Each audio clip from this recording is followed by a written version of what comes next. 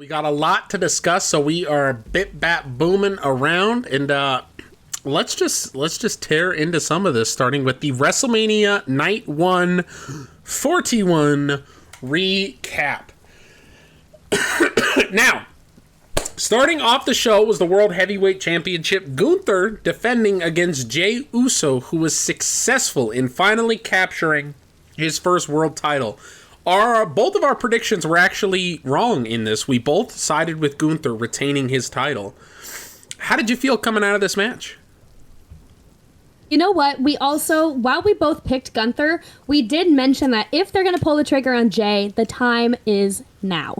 I do have to admit, though, my biggest gripe about this, and I think that everybody here shares this sentiment with me, is that Gunther tapped after 2 seconds of being in the sleeper hold that Jay's never even utilized before. So that was really frustrating, especially because he is the ring general. He is a submission specialist. And there was really no reason for him to tap out. I would totally buy it if Jay pinned him, but tapping out, especially after only 2 freaking seconds, even with everything that happened last night on Monday, I still don't like it. I don't buy it. There's nothing good about the finish. Great match, great win for Jay, great victory in the ring with him and his brother, but Gunther tapping just doesn't sit right with me.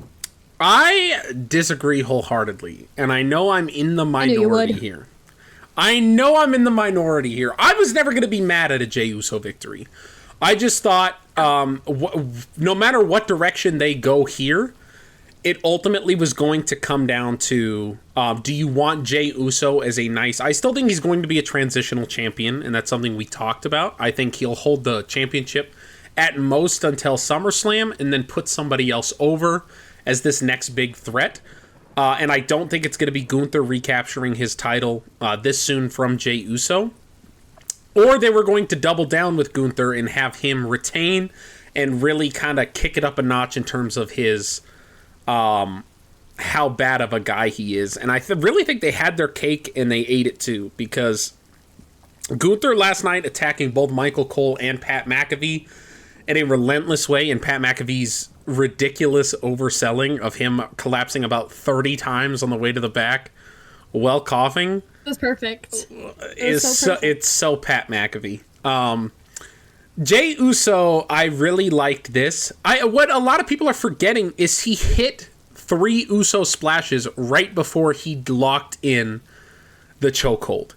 So I think if you look at Gunther, there was no way out of this maneuver. He just got hit with 3 back-to-back finishes. He's locked in a sleeper hold. He's either A, passing out, or B, tapping out. And what would be more humiliating? Either submitting defeat, that this is not your night, or getting your ass knocked out by the lesser man, which he claims Jey Uso is. And he got beat by his own move.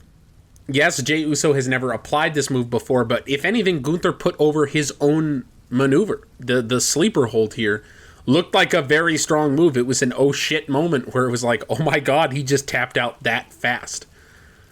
I was not mad at this at all. I was really scared when Jey Uso did the 3rd splash, and I thought they were going to Macho Man Ultimate Warrior this. Macho Man hit Ultimate Warrior with 5 elbow drops, and then Ultimate Warrior kicked out, and I thought that's what they were going to do here, and thank God they didn't. I was shocked, and honestly, I think this match was better than it had any right to be. I don't know why it's getting so much hate online, but I was pleasantly surprised watching this matchup. Oh, but there is a match where somebody got Macho Manned, but we'll talk about that later in the evening. Yes, we will. Moving on, though, congrats to Jey Uso on behalf of Believe Wrestling. May your title reign be short but memorable, sir. The New Day versus the War Raiders. I was right in the fact that the New Day were going to win. However, no biggie. You were wrong in the fact that you said that Big E would be returning and siding with them. It's bullshit. Bullshit. No Big E. I'm not mad at it, though. I am happy. The match was solid. I was live. If you want to check out my reactions, I was actually live and live streamed my reactions to the entirety of WrestleMania 41 here on the channel. And me and Chad both agreed this was a solid match start to finish. I think it told the tag team dynamic very well. The War Raiders looked very strong, and the New Day looked very smart. So the only gripe I had with this match was the entrance. The War Raiders looked so freaking stupid with their over-the-top cartoon attires. I've always hated the partnership between WWE and Fortnite just because I'm a Fortnite hater, but the fact that they're forcing it upon the superstars, it just makes it look hokey and it's stupid. And last episode, I talked about how badass the War Raiders have been looking recently, and then they just tear the rug out from under me and from under them at WrestleMania with this ridiculous elastic Party City attire. It was horrible. I have a huge gripe with that. I also have a gripe with the fact that this happened at WrestleMania. Yes, it was a fantastic match, but what would have been better is a 4 or 6 tag team ladder match or the SmackDown tag titles. I just don't see why this had to be a Mania match. I will say, because I think the SmackDown tag team title match coming up this week is going to be 40 minutes long. I think, yes, they could have put it on Mania, but the match would have been 15 minutes with all the entrances all inquired. And instead of, ultimately, you look at it, and if you are 6 or 8 of the top tag teams today, would you rather have 15 minutes at WrestleMania where your entrances are rushed, you're not getting proper introductions, and everybody's running out to the ring? It's a very quick spot fest, and then one team gets their moment. Or do you get 40 minutes to an hour on SmackDown the following night, where everybody's already clamoring for you? Because holding them back from the card was one of the best things you could do for the teams, because now the audience is behind the match even further than they already ever would have been. The audience is pissed they didn't get to see that at WrestleMania, so when SmackDown comes, people are going to want to support that match way more than they would have had they put it on WrestleMania. So I'm not mad at it. And it also gives a whole extra element of... the Raw Tag Team titles need as much support as they can get right now. They have really been overlooked. And so doing this at WrestleMania puts a mini spotlight on the Raw Tag Team titles that needs to be capitalized on and not just pushed away further. If in 2 months these titles haven't been defended, I'm going to be livid, and this was a total waste of time. But as of right now, this is a great step 1 to reinvigorating these titles. Well, let's talk about step 2 just real quick, because I want to get your opinion. If they are going to utilize this as a reinvigoration of the tag team division, if they are going to light that spark under people's asses, what tag teams do you see coming out of the woodwork, or do you see any getting called up from NXT? Because I was just thinking, potentially, we might get the former NXT tag team champions, Axiom and Nathan Frazier, a.k.a. Fraxium, aka the Tag Team of the Year per Pro Wrestling Illustrated and the entire internet. They just lost the tag team titles at Stand and Deliver. Maybe it's time to bring them up as a huge force in the Raw Tag Team division. I'm not mad at Fraxium coming up. I think they have been a solid tag team. We did see Axiom versus Ray Phoenix couple weeks ago. I still think Ray Phoenix versus Penta, Ray Phoenix and Penta combining. A lot of people think it's too soon. I do not, because it's a split road. Are you going to push them as single stars right now? If the answer is yes, great, don't put them together. But as of right now, you have Dominic Mysterio as your Intercontinental Champion, and you have Jacob Fatu as your U.S. champion.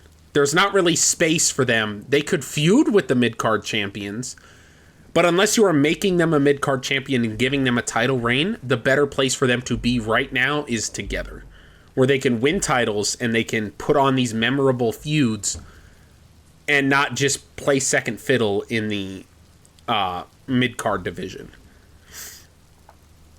Well, speaking of which, we should also talk about the fact that JD McDonough just made his return. So maybe there will be a reunion of him and Finn, or maybe even him and Carlito, and there's another tag team to add to the division. And there definitely is, and there's a lot of potential for the Raw tag team. Oh my god, the Creed division. brothers. How am I blanking on the Creed brothers? I need the tag team titles on them. Holy God! It is. Sorry, and American ridiculous. Alpha. Thank you. Yeah. We'll get to that. What happened to them last night? We'll get to that. Going on though, Jade Cargill versus Naomi. I thought Naomi. This was everything. This was everything that it needed to be. That was a phenomenal match, like you and I talked about, putting those people to shame. This match had so many amazing spots, and they both shined, and they complemented each other so well in the ring. And like I said, Jade Cargill got the victory, and it's only going to elevate her to the next level. I'm so excited to see where she goes from here, and I'd love to see Naomi kind of feed into this disappointment, go a little extra crazy, and take herself to that next level through that craziness. Well, speaking of which, the only thing I didn't like about this match, what the hell was the entrance for Jade Cargill? Not her entrance, but the little intro they played beforehand of some random old dude outside being like, "It's a stormy day outside today." Is the most cheesy, over-the-top 1984 what the fuck am I watching thing I've seen in WWE in a while. It was I looked at my stream and I was like, what are we doing here? Who the hell is this guy? And why did he need to be on WrestleMania? I mean, you can't get Sami fucking Zayn on WrestleMania, yet you get this bald-headed fuck from nowhere? Who even is this? I'm so confused. What the hell is going on here? First, we have Fortnite costumes. Okay, wait. And that's the other point I want to bring up. It wasn't Fortnite. It was Clash of Clans. Thank you. Oh, dear God. Apologies. They both suck. That's not true. Fortnite was a lot of fun for a long time. Clash of Clans has always sucked. But this match, can't argue with that much. Start to finish, was pretty damn solid. There was a few miscommunication. Not even miscommunication. I don't want to say that. There was just a few timing errors. There was the scariest spot I think I've ever seen in my life, where Jade had Naomi in the electric chair drop position and like dropped her and spun 180 and power slammed her as she was falling. And the initial angle they showed, I thought Naomi broke her freaking neck. I screamed insane on stream. And then they showed the second angle and it was a nice safe landing and I was like, thank God. But that first angle, legit, I screamed out loud. I was like, oh my God. I wish they could have sold that moment. It seemed like they were going for a pin. The ref checked on Naomi, and before the pin even started, it was like a half kick out, half Jade decided no, she's going to hit her finisher. It looked a little awkward, but that's going to happen as you're a newer superstar and you're coming into your depths like Jade Cargill. Those moments are going to happen. And Naomi did a great job of covering Jade's weaknesses and making her absolutely shine. I want Naomi versus Bianca after this. Naomi going after Bianca saying, why the hell didn't you support me? You could have been in my corner. I could have been in yours. And that could be a solid feud leading out of this. I just don't know. Now that Jade has this victory under her belt at WrestleMania, which, by the way, Jade is 2-0 at WrestleMania now. The second longest undefeated streak of WrestleMania. First being Rob Van Dam. Thank you very much. I didn't even tell you. What? Just to segue momentarily, Tyrell and I met RVD this weekend, and he invited us to his after party, and unfortunately we weren't able to make it, but it was on 420, and I'm like, Tyrell, do you realize what just happened? We got invited to hang out with RVD on his holy day. What the hell do you mean you weren't able to make it? We literally, so I had bought tickets. So this was obviously WrestleMania Sunday. We went to WrestleMania. Bro, we had to do so much freaking walking this whole weekend. It was absolutely insane. My legs are raw. My feet are blistered. It was horrible. So WrestleMania ended. We walked and then took public transportation to the roast. And the roast didn't end until 1 in the morning. RVD's party started at 10, I think it was. Obviously it was probably still going. It's RVD. You went to the roast? Yes. Oh my God, we are going to talk about it. Well, we didn't even get to talk about my weekend to kick off the show. I thought you would at least give me the platform to discuss what all I did and saw and got to... That is in the Q&A because there was a question about how you enjoyed your WrestleMania weekend. So it's coming, man. Oh, yay. Relax. I love chat. Oh, I want to do just a whole episode dedicated to talking about it. However, if you guys want to see a lot of the behind the scenes stuff of what I got to experience at WrestleMania 41, you can follow us on Instagram and Twitter, or me on my personal Instagram, Ashley_from_wrestling_. But there's so much that happened, and I can't even get into all of it right now. Obviously, like I said, it might take an entire other podcast, but so much happened. I can't even describe what all I'm feeling right now. It's so cool. I didn't even tell you everything, because I was enjoying it. No, she didn't. For me, the thing is, for me, when I'm at events like this, I like to try to be off my phone as much as possible. I've tried to keep up with the DMs. I've tried to keep up with the messages I'm posting, but I like to live in the moment, and I was just having the time of my life this weekend, and we have so much to talk about, August. It's not even funny. We do. Let's get back to WrestleMania Night 1. We will be circling back around to it, so we're putting a pin in it. This isn't we're moving on entirely. Jacob Fatu, LA Knight. They teased it. Yep. They teased the squash, and I popped so hard for it. He went for the BFT. 4 seconds into the match, he locked his head and he hit the BFT, but Jacob Fatu got his hands on the mat first and did the handstand out of it, and I popped like I was the world's biggest mark because it got me. I was like, oh my God, they're doing exactly what I called. And they didn't, and this match was solid for it. The moonsault into the BFT was one of the coolest spots of the weekend. I lost my shit at it. I think Jacob was the right man to go over. I am sad this is the only appearance of Solo Sikoa that I got to see. But we will talk more about that a little bit later. Miss Destiny, how did you feel about this match? As you know, I'm happy that this is the one and only time we got to see Solo Sikoa, and oh my God, I'm getting so giddy, but we'll talk about it later. I'm so happy that Jacob Fatu won. He's so talented, and he is just such a strong character. He totally deserved it. It was so cool seeing Haku come out to celebrate with him, and like I said, LA Knight is going to be out of the picture from the U.S. Championship. I see nothing but bigger and better things for him. I see him obviously getting his rematch, but then setting his sights on the Money in the Bank briefcase. I could not agree with you, though. I could not agree with you more, though, because that moonsault into a BFT took my breath away. So good.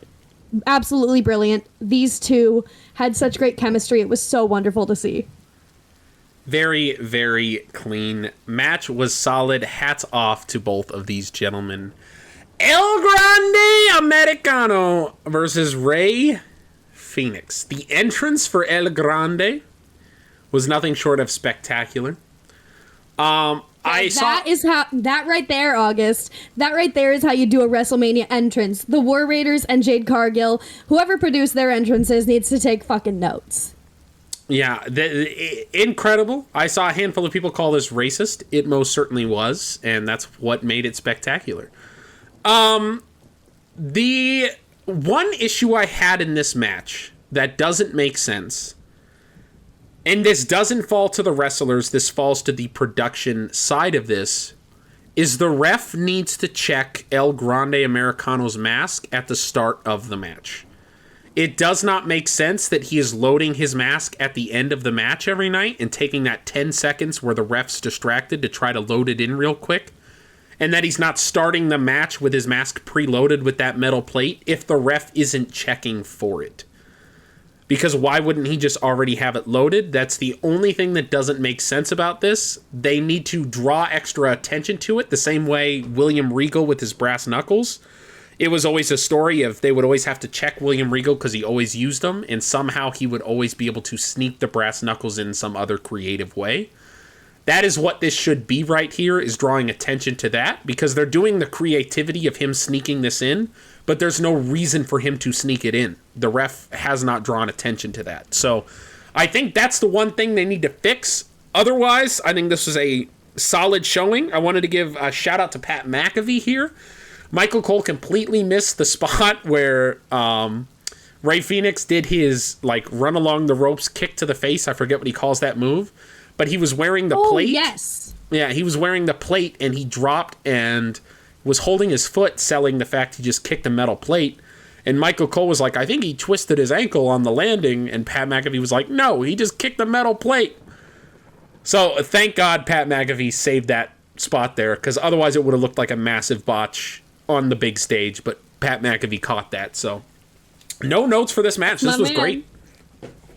This was so wonderful, and like you said, the racism within entrance, but that's literally the point, because El Grande Americano, the large American, he's coming out, and he's trying to get rid of, Chad Gable, his whole story has been, he's trying to get rid of all the luchadors.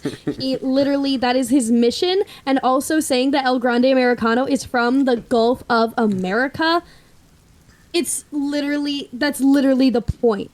So if anyone's out here calling it racist, that's the joke. Yeah.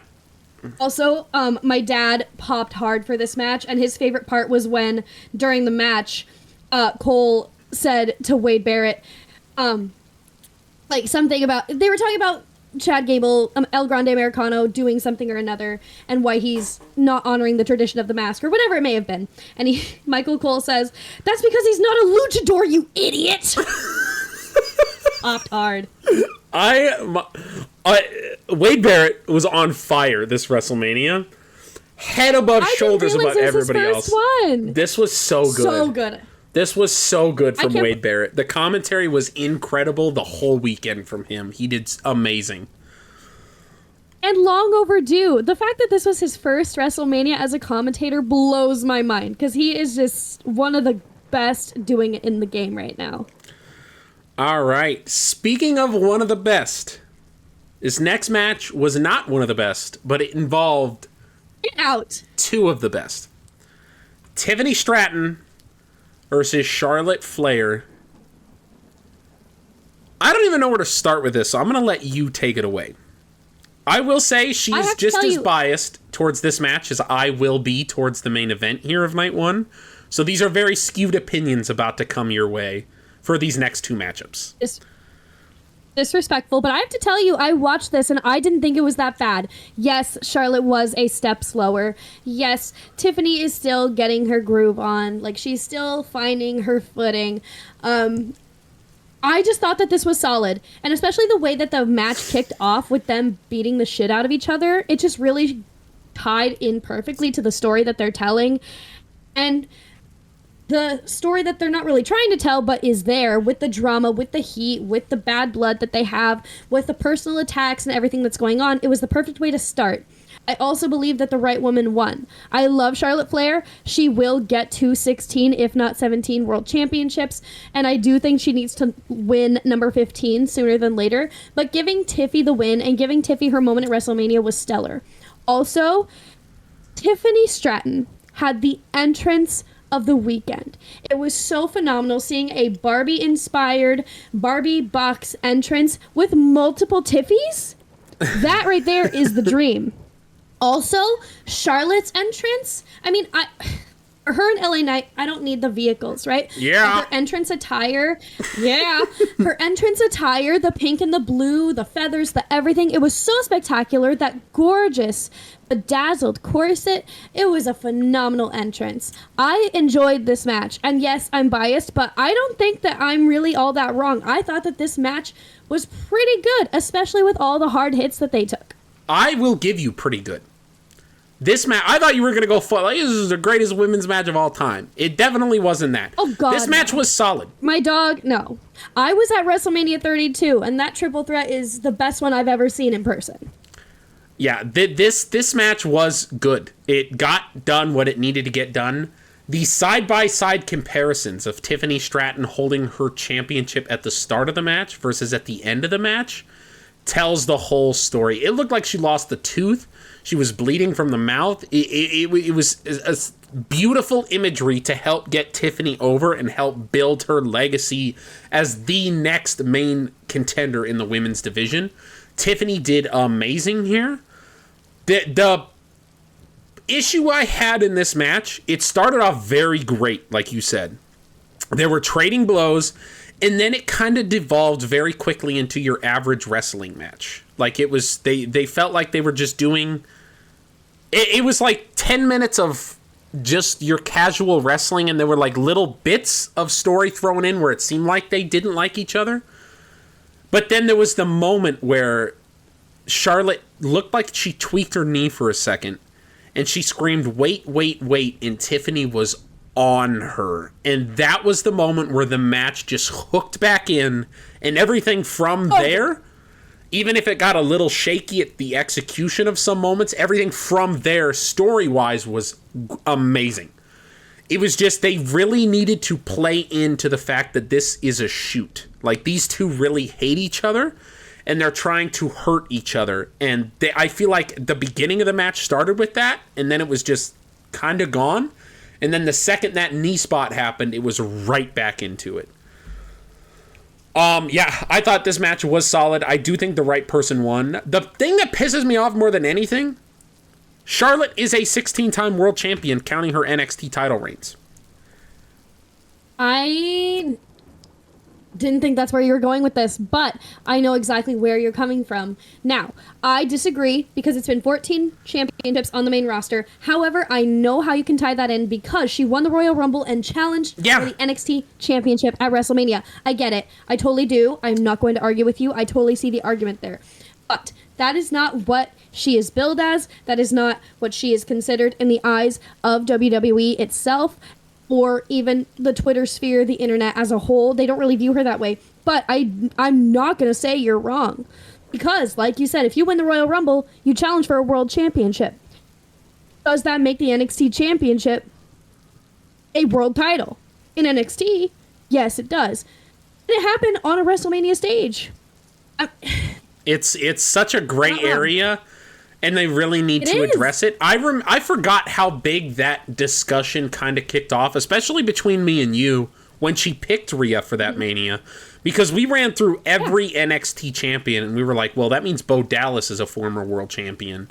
Big E has already won his world championship.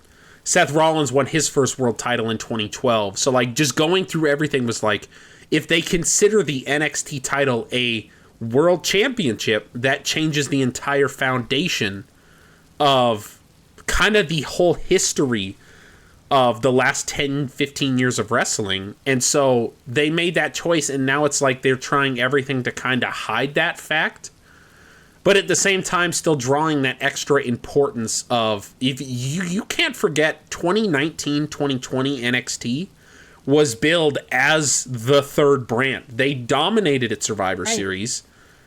Amazing. They had such a presence. They had the most stacked roster. Yeah, they had the most stacked roster in the entire division. I mean, they had Adam Cole, Keith Lee, the Undisputed Era. They had Finn Balor. They had everybody and their mother.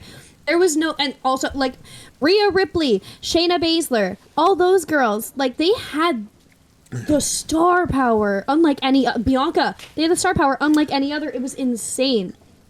Something I want to go back to with this match, though. I want to think that the bad blood between them and the drama all started because they couldn't agree on who got to wear pink. I thought that it was so appropriate because As you've said, Tiffy has been compared to Charlotte Flair in every way. Appearance, athleticism, moveset, and all. And of course, we know her as the buff Barbie, so she's going to wear pink. But Charlotte also loves pink, and Charlotte wants to come out in pink. She won the Royal Rumble. She wants to do it her way. And seeing them have such perfectly coordinated gear was just the cherry on top to tell the story perfectly. So with that point, we lead into the main event of night 1. Seth Rollins versus CM Punk versus Roman Reigns. I was shocked Seth Rollins came out first, because that means Roman Reigns or CM Punk had to come out second. And I really felt that Seth Rollins was kind of the lesser of, as much as I love him, he is the lesser of the 3 stars here. So I was shocked they had him come out first here, and even more so shocked when Roman Reigns came out second. I was like, I can't believe Roman got the middleman spot. I want to talk about Roman's entrance for a minute, because I was watching this match on mute on my phone because I can't remember what exactly, we were at dinner. Because, full disclosure, I didn't go to night 1, I only went to night 2. And Roman is making his entrance, and it has almost his old big dog Roman Reigns logo. And it was blue. So I'm just sitting there like, is he bringing back the Shield music? Like, what's going on? So I turned the volume up at dinner. I pulled it up to my ear, and it's, your tribal chief music. But I was like, what in the 2016 is going on here with this entrance? It just wasn't giving our normal tribal chief to me. And the lack of Paul Heyman. But the fact that Roman still sells the look to Paul Heyman during the entrance. He always has that pause when he's about to go up the steps, and he turns and looks at Paul Heyman, and he still did the look, and you could see on his face that Paul wasn't there. And it was almost like, not like he was stupid and he forgot that Paul wasn't there, but almost like a look of, damn, this is what I've lost leading into this. And so that was great. Seth's tribute to... They really kind of teased the whole Rock ties, because he came out with the flamethrower, just like Rock has done. And then he did the Shawn Michaels WrestleMania 25 style entrance with the bright lights, which was gorgeous. I absolutely love that. I didn't even mention that when we were live, because to me it was a callback to 2015 Seth Rollins at SummerSlam, when he wore all white against Cena at SummerSlam. One of my favorite attires of all time. All time. Yeah, it was just amazing. So I didn't even make the connection of Shawn Michaels, but of course the huge bright lights, it was very, very direct reference there. So that was gorgeous. And then CM Punk, we got to hear his old theme. Oh my God, this was so cool. I'm not a huge fan of live music at WrestleMania. Every now and then you'll get like a really nice banger, but a lot of the times it just doesn't work out. And I feel like this is one of those times where it was okay. I wasn't mad at it. It was good, but it wasn't this huge, larger than life. If you want a live WrestleMania entrance with live music, look at Rey Mysterio, WrestleMania 22. Look at Triple H. I don't remember what WrestleMania was, 18? It wasn't 19. I think it was 18.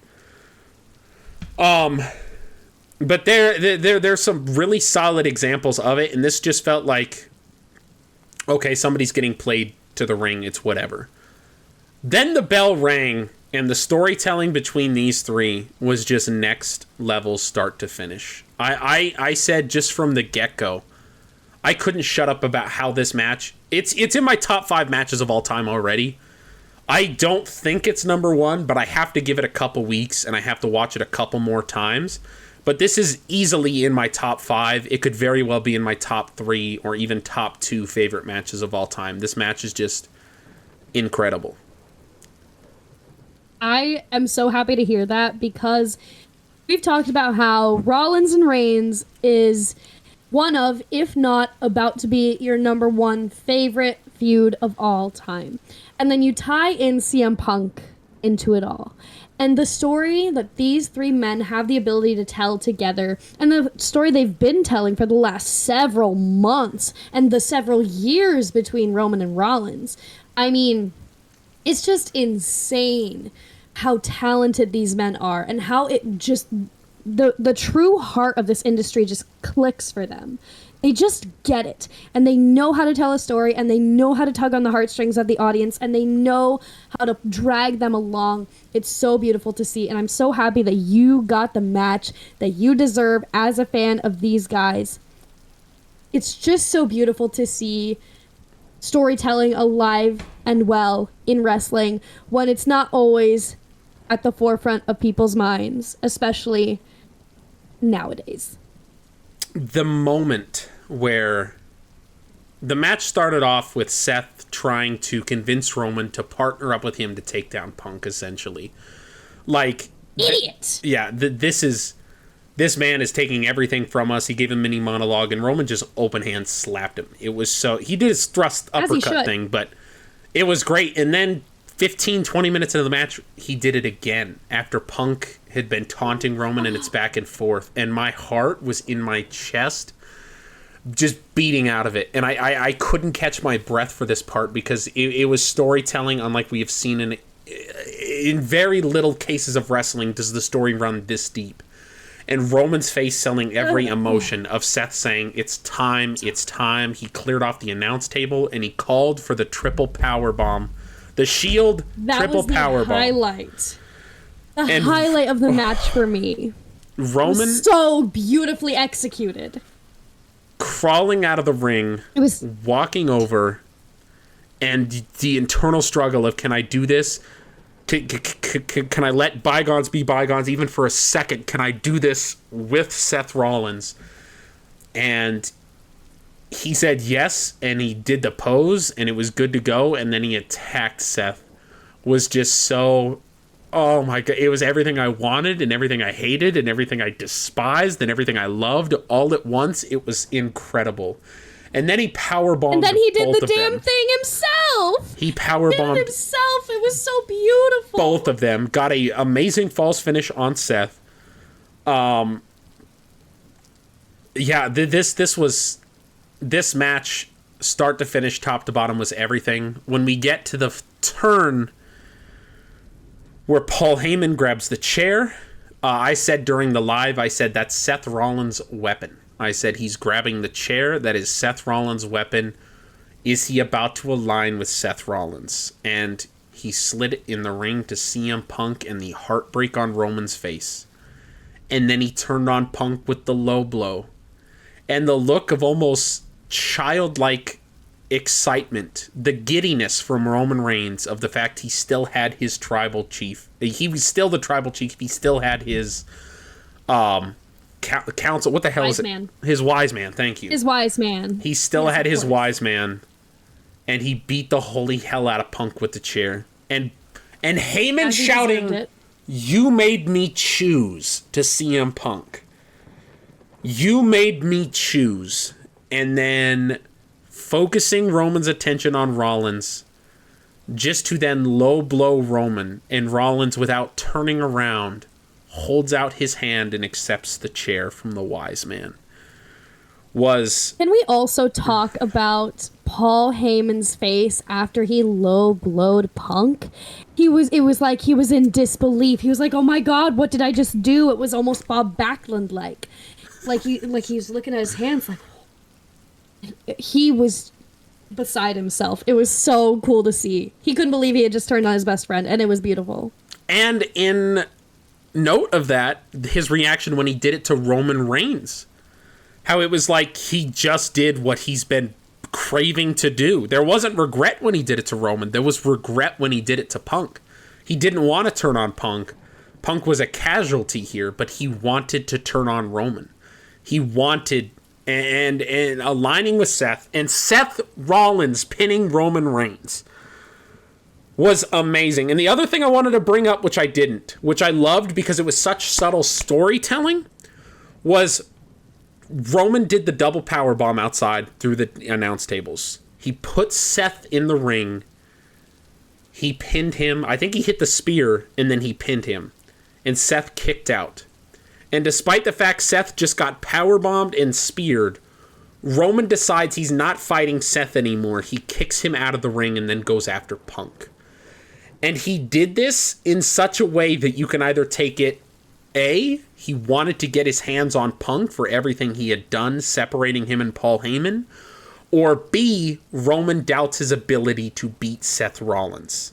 He threw everything he had at Seth. He hit him with the powerbomb, with the spear combination after all the false finishes before this, and he still couldn't get the job done. So he gave up trying to beat Seth and tried to beat Punk instead. And I popped off so hard here. And the fact that Seth beat Roman means everything, because they can continue that story in 4 years' time, in 3 years' time, whenever you want. And you can finally give that moment to Roman Reigns, just like the Triple H Batista moment, where he finally gets that victory as his one last big swan song. This is the one thing he didn't accomplish in wrestling. That every great star needs that story. Every great star needs that Achilles heel, that kryptonite.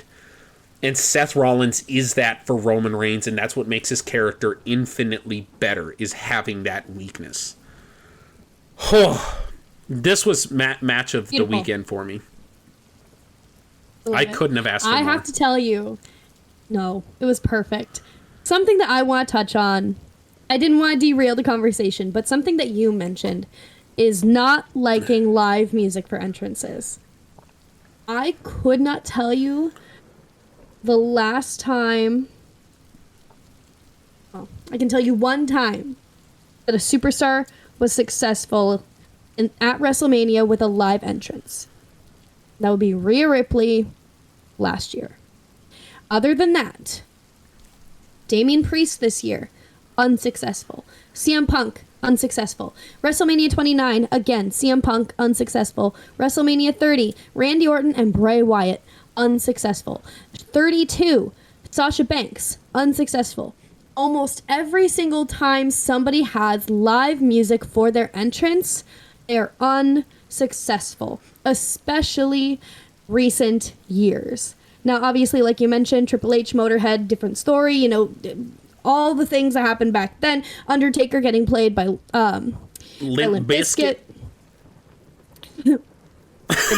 Oh, that's what he came out to, by the way, at the Undertaker Dead Man show. It was great.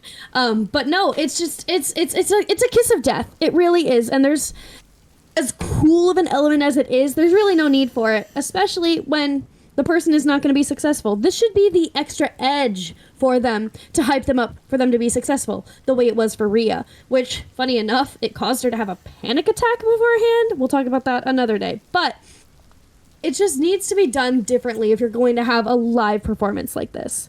Like Roman at WrestleMania 39. Yeah. WrestleMania Night 2.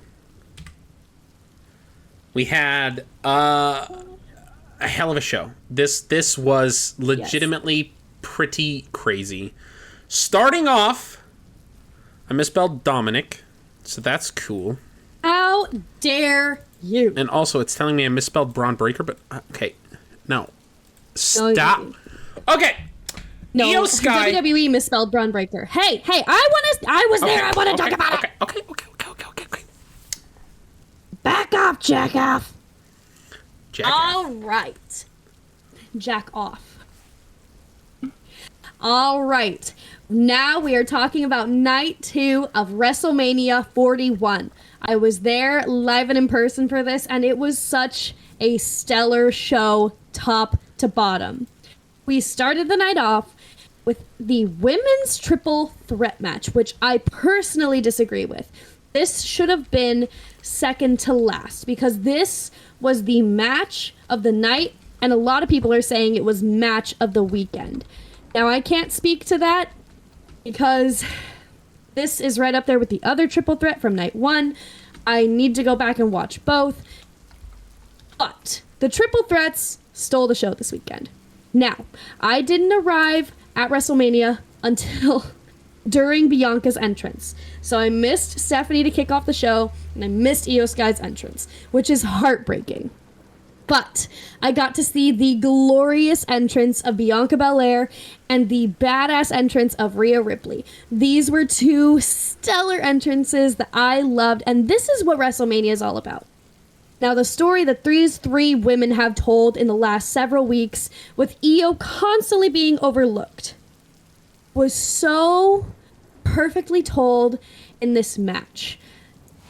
And the fact that Bianca Belair was the one that got pinned, because she's really the cause of all of this drama between the three of them. She's the reason Io is champion in the first place in the eyes of Rhea Ripley. The story these three women told was so perfect, and I'm so happy that Io has broken the streak of Japanese wrestlers. She has finally been successful at WrestleMania, and I couldn't be happier. I agree with everything you just said. I had one issue with this match, and we'll actually touch upon it a little later. It ties into the finish of this match, but other than that, I am not mad at all that Io won this match. I think this is great. We'll kind of touch upon what happened on the Raw after WrestleMania as we get a little further through this podcast episode, but no notes from me. I think this could very well... For me, the money goes to Seth Rollins, CM Punk, Roman Reigns, because the story was there. Of course. But this match was just as perfect from a technical standpoint as that match. It just didn't have the extra layers of backstory that Seth Punk and Roman did. If it had, they could have wrestled this exact same match, move for move, and it could very well surpass Seth Rollins, Roman Reigns, CM Punk. This match was incredible. The physicality here is what I kept saying. The physicality of Night 1 was severely lacking in quite a few matches. There was so many... I think I saw like 10 missed enziguris, where they would try to do an enziguri, miss by about 8 inches, and they would sell it. And that happened so much on Night 1 that when Night 2 started and these three just beat the holy hell out of each other, I had never been so happy in my life. The strength of these three women, the power, the aggressiveness was just amazing. And it was exactly what Night 1 needed to kick off. But I do agree wholeheartedly. I was pissed this kicked off the show and did not co-main event here. That it wasn't your second to last match. The order of the card of Night 2 really bothered me.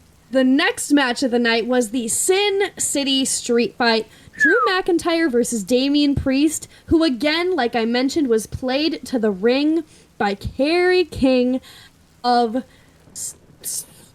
Slayer? God, I'm having a stroke over here. Stunk. Am I okay? Yep. Yeah, I stunk right there. Yep. Anyway. Yep. Anyway, Damian Priest being played to the ring by Kerry King of Slayer. Another kiss of death, but these two men looked so good in this match. But how perfect was that ending? Can we be so real right now? That was so genius. And the selfie that Drew McIntyre took, bored at work, LOL, part 2. Yeah. I love this man. I love this man. He won the Slammy for Social Superstar of the Year, and he lived up to that win and that title on Night 2 of WrestleMania. Pissed this match was on second. I didn't know I could be this pissed. New Day War Raiders made sense for a match 2. Match 2 is like the worst spot you want to be. The main event is where you want to be. If there's a co-main event, like if it's a longer card like we're seeing, the second to last match or the third to last match, if there's like a mini break match in between, or the first match is where you want to be. And the fact that this match went on second is the most disrespectful thing ever. That should have been either the women's tag or Logan Paul, AJ Styles, if the women's tag went as initially planned. Yes. But Drew McIntyre, Damian Priest was so good. I called to detail here. Drew hit Damian. He was aiming for his head and he hit him in the chest at one point in the match. And Damian sold his chest. And so Good man. few wrestlers do that. They'll sell where they were supposed to get hit, and it always looks bad on camera. But Damian, I called him out here. I don't. It was something to do with the steel steps when they're outside by the steel steps, and Right. he sold his chest when he got hit on the chest instead of the face, and it made it look so much better. And I just want to give Damian a shout out because not a lot of wrestlers have that wherewithal to be like, I'm going to sell this instead. This makes more sense. The physicality was incredible. Yeah, Go ahead. But I was just gonna say, the disrespect of going on second. We all know that that's not where you want to be. But the fact that literally earlier in the day, Drew McIntyre won the Slammy Award for Rivalry of the Year with CM Punk, and then won Match of the Year with CM Punk in Hell in a Cell. This man has been carrying this company on his back since WrestleMania of last year and even a little bit before. This man is one of the top stars on the show, and you're going to disrespect him by putting him in this position? He and Damian made sure to shove it down the throats of the people that put them there with this stellar kick-ass match, and it was beautiful to see. Yeah, the finish was perfectly booked. I did get a little nervous after the match as Drew was leaving. There was that shot of Damian in the ring. I don't know if you saw how much you saw. Oh yeah, I think he said it looked like he said, "I can't breathe." That is what he said, and the camera audio picked it up. Him saying, "I can't breathe, like panically to the ref," which made me really nervous there. So I do hope Damian Priest is okay, and maybe he just kind of was either selling or got the wind knocked out of him a little bit. But this was incredible. Great callbacks here between these two men with these spots. I really loved, I think my favorite spot of this match was actually I don't know how I forgot the tables were at ringside because I was talking about them 30 seconds prior. But when he went for when he went for Old School, I just forgot. I was just like, oh, Old School, that's cool. When if I was thinking about the tables, I would have been like, oh my God, this is the spot. But I didn't even think about it. He got shoved and I was like, oh shit. And he went right through the tables. It was so good. That was amazing. Beautiful. Drew McIntyre really showed his in-ring IQ. This man is so freaking smart, and he truly showed it throughout this entire match. I loved it.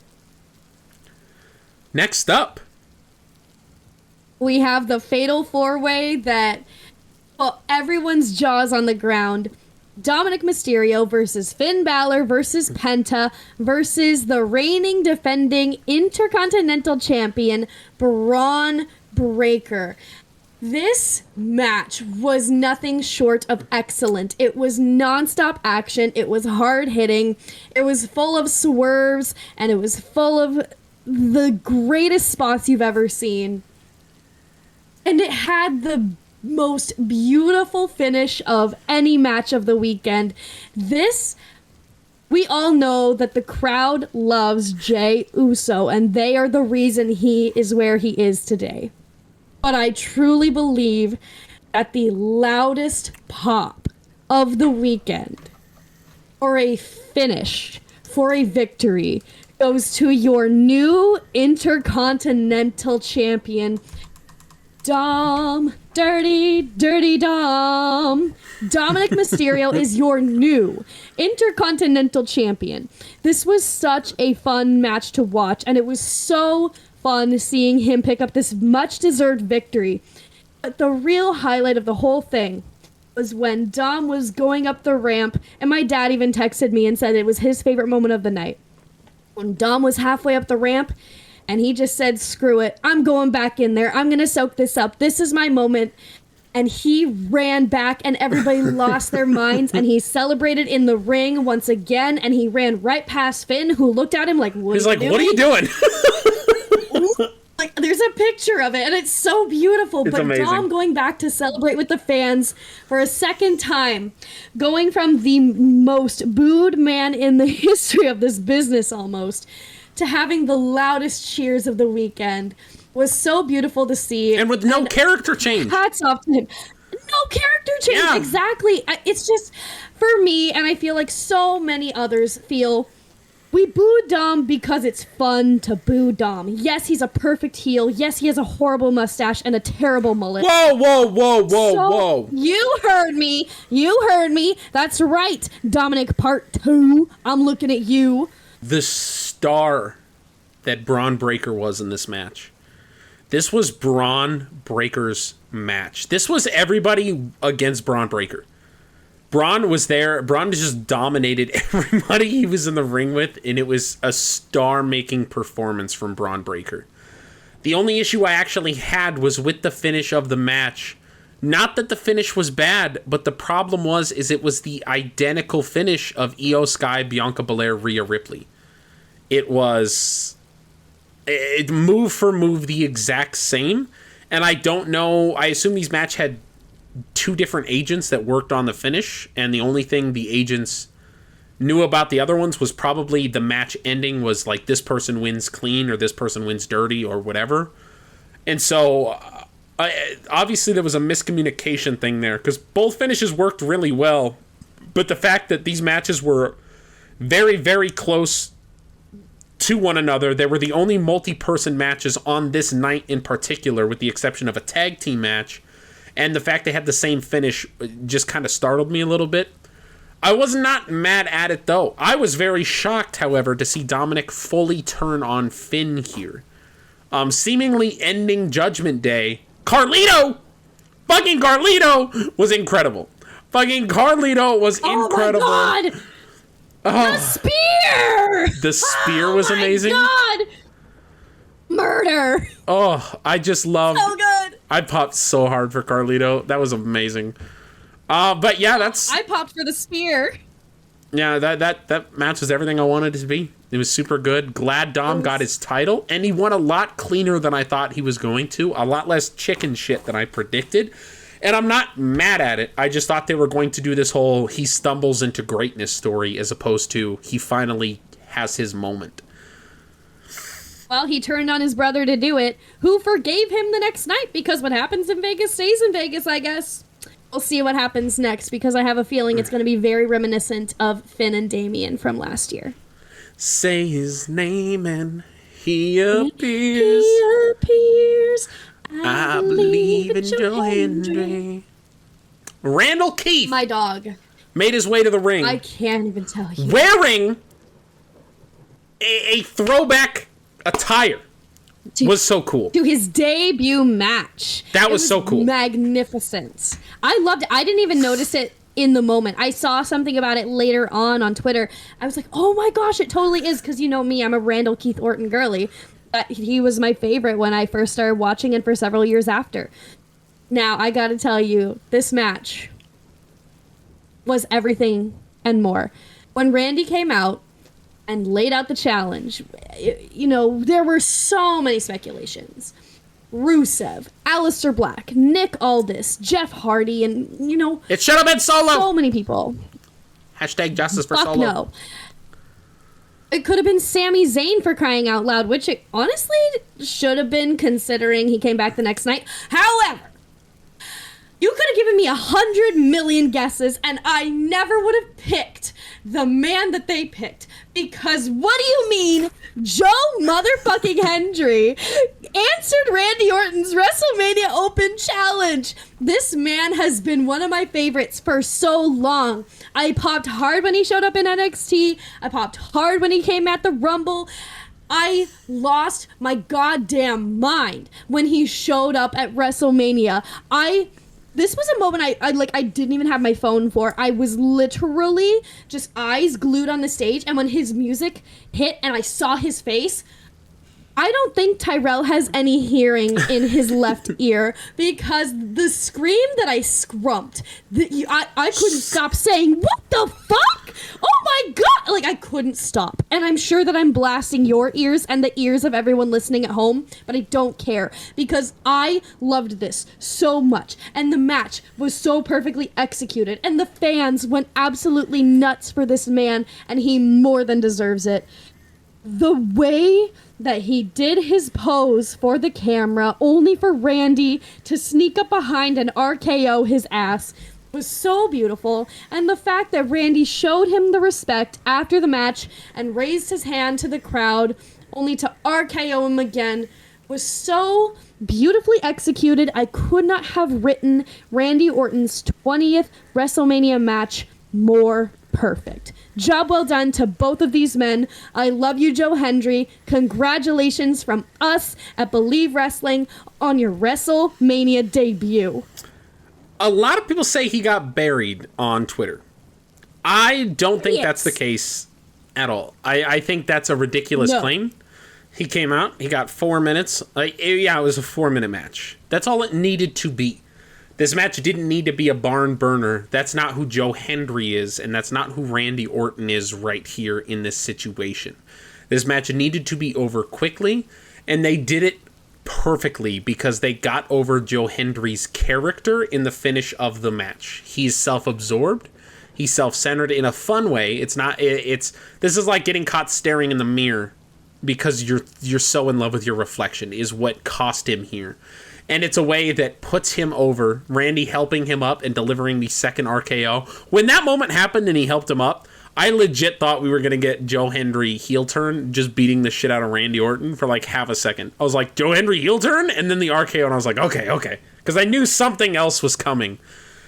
But yeah, this match was great. Start to finish. 4 minutes of nothing offensive, and we got to see the high spots of pretty much each man. And also, the fact that people are saying he got buried, this man made his WrestleMania debut as the TNA World Heavyweight Champion. Never been done before. Never has a TNA superstar, TNA champion at that, on WrestleMania. And he just did so in magnificent fashion, and he made history, and he's going to continue making history. Like I said, this man has been carrying WrestleMania on his back. Most specifically this match, obviously. And he finally got a WrestleMania moment that he deserved. Unfortunately, Logan Paul walked away with the victory. But that's just Logan Paul doing Logan Paul things. I'm excited to see what is next for AJ and Karrion and the story that they tell moving forward. I agree. I wanted a little more from Karrion Kross here. I thought the Logan Paul drone shots were amazing. The bringing that to the ring, like catching it, bringing it, setting it down for part of his entrance, and then bringing that back midway through the match was really cool. And then holding that shot for, it was almost a full minute where they just held that shot, was really spectacular to get to see. So I was a big fan of that. I think the right man won. I think Logan Paul needed this victory. I think AJ Styles needed to lose here to continue his feud with Karrion Kross. And the fact that AJ is so adamant, even afterwards talking about how he would rather lose as a good man than win as a bad man, I think adds a lot more interesting aspects into his character. And Logan Paul, his finish did not get kicked out of, is a big note I wanted to say. I mentioned that one during the live. I said, if he hits his finisher, the match is over. AJ cannot kick out because this finish is new. It's been around like less than a month, maybe a little more, but it's only been around a little bit. It's a great move, and you can't have somebody kick out of it yet. You have to build it up for quite a bit. So I was happy to see there was no false finish with Logan Paul's new finisher. And Logan Paul gets a victory. The question now is Logan Paul sticking around after WrestleMania? And if he is, who the hell is he about to fight? My dog, I can't even tell you how much I absolutely love his finisher. Not only is it perfect for him, but it's just the perfect finisher. And honestly, I think he's the only one that athletically can pull it off. It's absolutely insane. Like, it's one of those finishers where my mind can't completely wrap itself around. Like, it's just so perfect. And I don't have another word to describe it. It's just insane.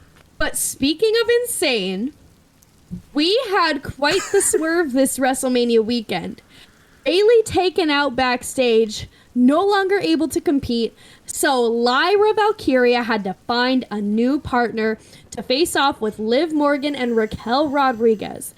And who better than her fellow Irish woman, the man, Becky Lynch, to make her much anticipated return to WWE in spectacular title winning fashion. Now, this was a match before the change that I wanted to just throw away and throw out the window. But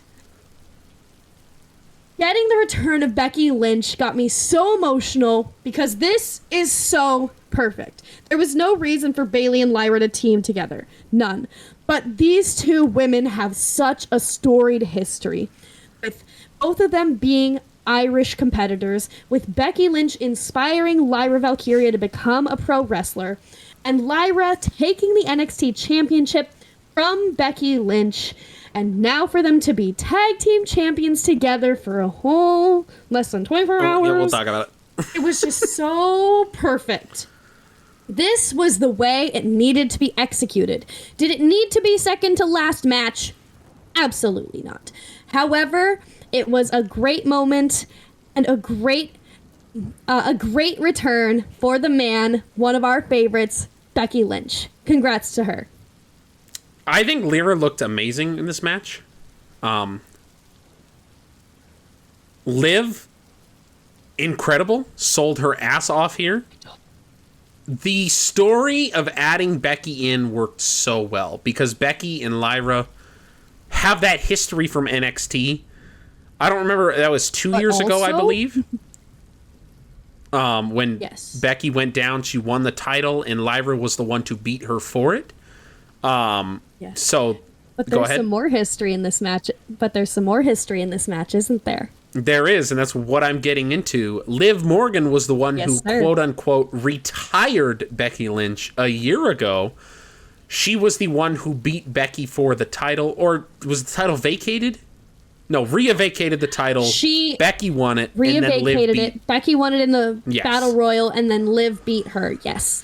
And then they had that stellar cage match in the main event of Monday Night Raw, and then Becky went away, and now here she is. So this was great. Becky was the missing piece of the puzzle. I love Bayley. It just didn't make sense for Bayley to be... Lyra and Bayley is great. I think that's a solid rivalry for the future. Liv Bayley is great. Raquel Bayley is great. Like, all of these matchups are great. But there was no... WrestleMania needs to be the culmination of something, not just the start of something. And having Becky sub in here made a lot of sense because Becky has the history with Liv and has the history with Lyra and made this moment so much more special. In them winning and Lyra getting the rub of being a double champion at WrestleMania was unnecessary. Huge. No, that was huge. I love that moment so much because the reason I went with Liv and Raquel is because I knew Dom was winning IC championship. The women's titles needed consistency here. They needed to be showcased. And I thought the shot Triple H would want going into Raw would be Judgment Day with all the gold. With the IC title and with the tag titles, which is why I backed Liv and Raquel. When Becky came out, there was no chance she was not leaving WrestleMania as champion. The moment was too big. And we will touch base with that on the Raw after WrestleMania coming up here. But we got one more thing to talk about. Miss Destiny Diamond. We have the history-making 17-time world champion John Cena taking home the gold in the main event of WrestleMania against Cody Rhodes. Now, this match is getting so much hate for multiple reasons, many of them warranted. But something we need to talk about is people talking about how much they hated the match itself, how slow it was, everything that Cena was doing. That's the point.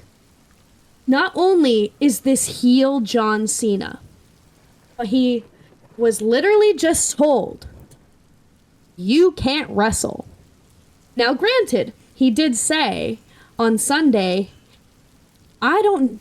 in order to beat you, I don't need to wrestle.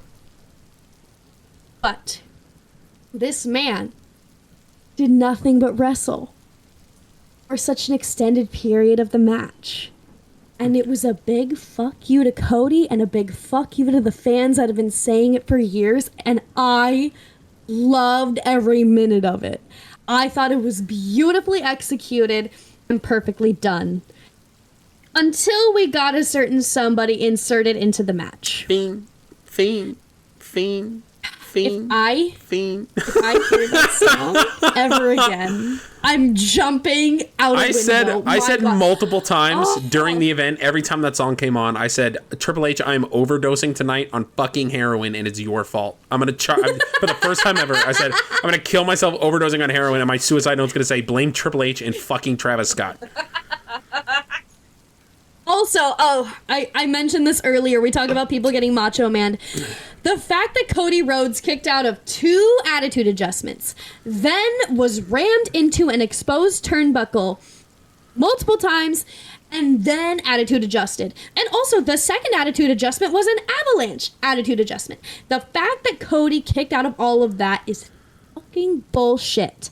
I'm so sick of this. Like, I love Cody. Do not get me wrong, but there was no reason for him to kick out of all of that.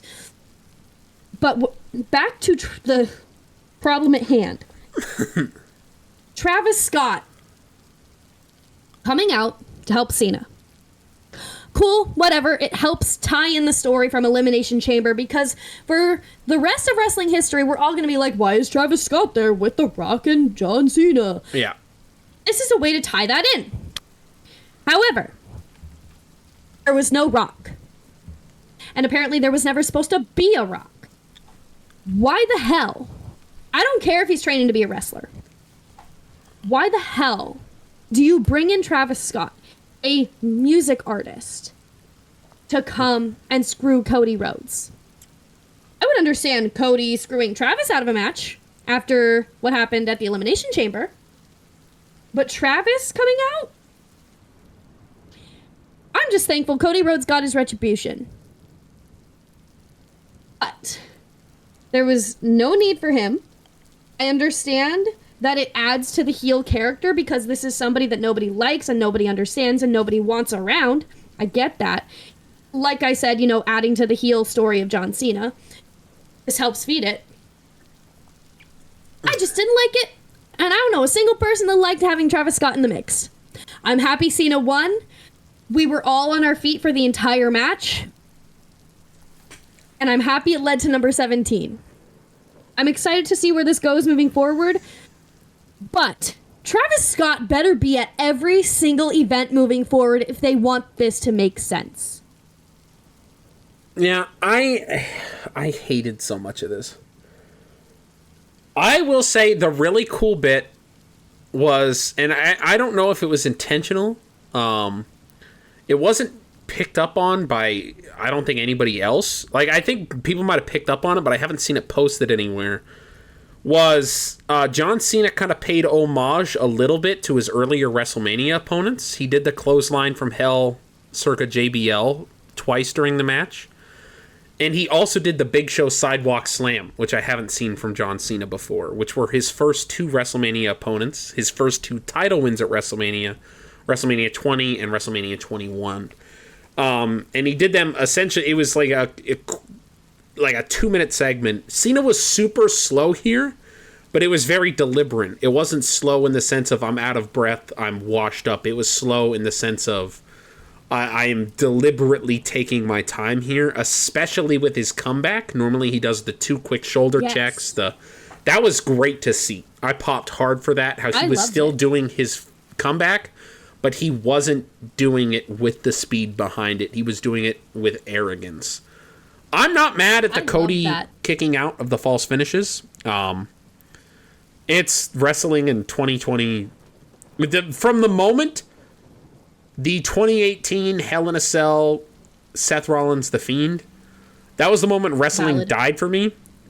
And everybody else is like, might agree with that sentiment, but for the entirely different reason. Seth Rollins hit 20 fucking curb stomps on The Fiend, and The Fiend was still fine. That is the problem I have with that match. That was the moment wrestling finishers just died for me. They no longer matter. And it takes so much to build them back up in my mind. And just for me, that was the point of no return where I was like, none of this fucking matters anymore.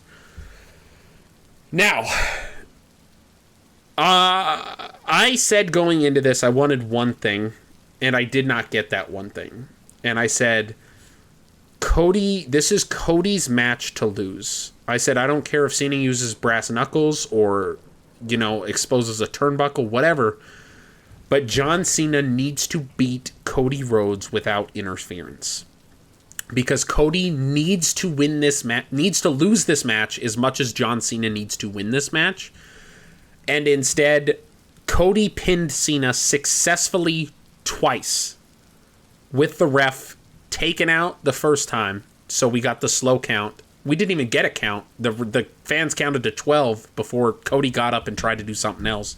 And then the second time, Travis pulled the ref out. In the worst ref bump of all time, he hit the floor at about 2 miles an hour and pretended to be knocked out cold so they could sell whatever the hell was going on in the ring. I hate the fact Travis Scott was out here. I understand why they think this is a good idea, but it's not. It is pissing off the entirety of your core audience to get some mainstream media attention. Nobody wanted to see Travis Scott out here except people who aren't actual fans of wrestling. People who weren't watching this show is who you did this for. And WrestleMania is supposed to be about who's watching this show. If you want to cater it to a wider audience because you have more people watching this who aren't casual fans, that's fine. But don't cater it to the audience who's not watching the product at all. Because anybody who has seen any wrestling ever, none of them wanted to see Travis Scott in the main event of WrestleMania be the reason Cena became a 17-time world champion. And be the reason that the second longest reigning WWE champion in the last decade ended his title reign.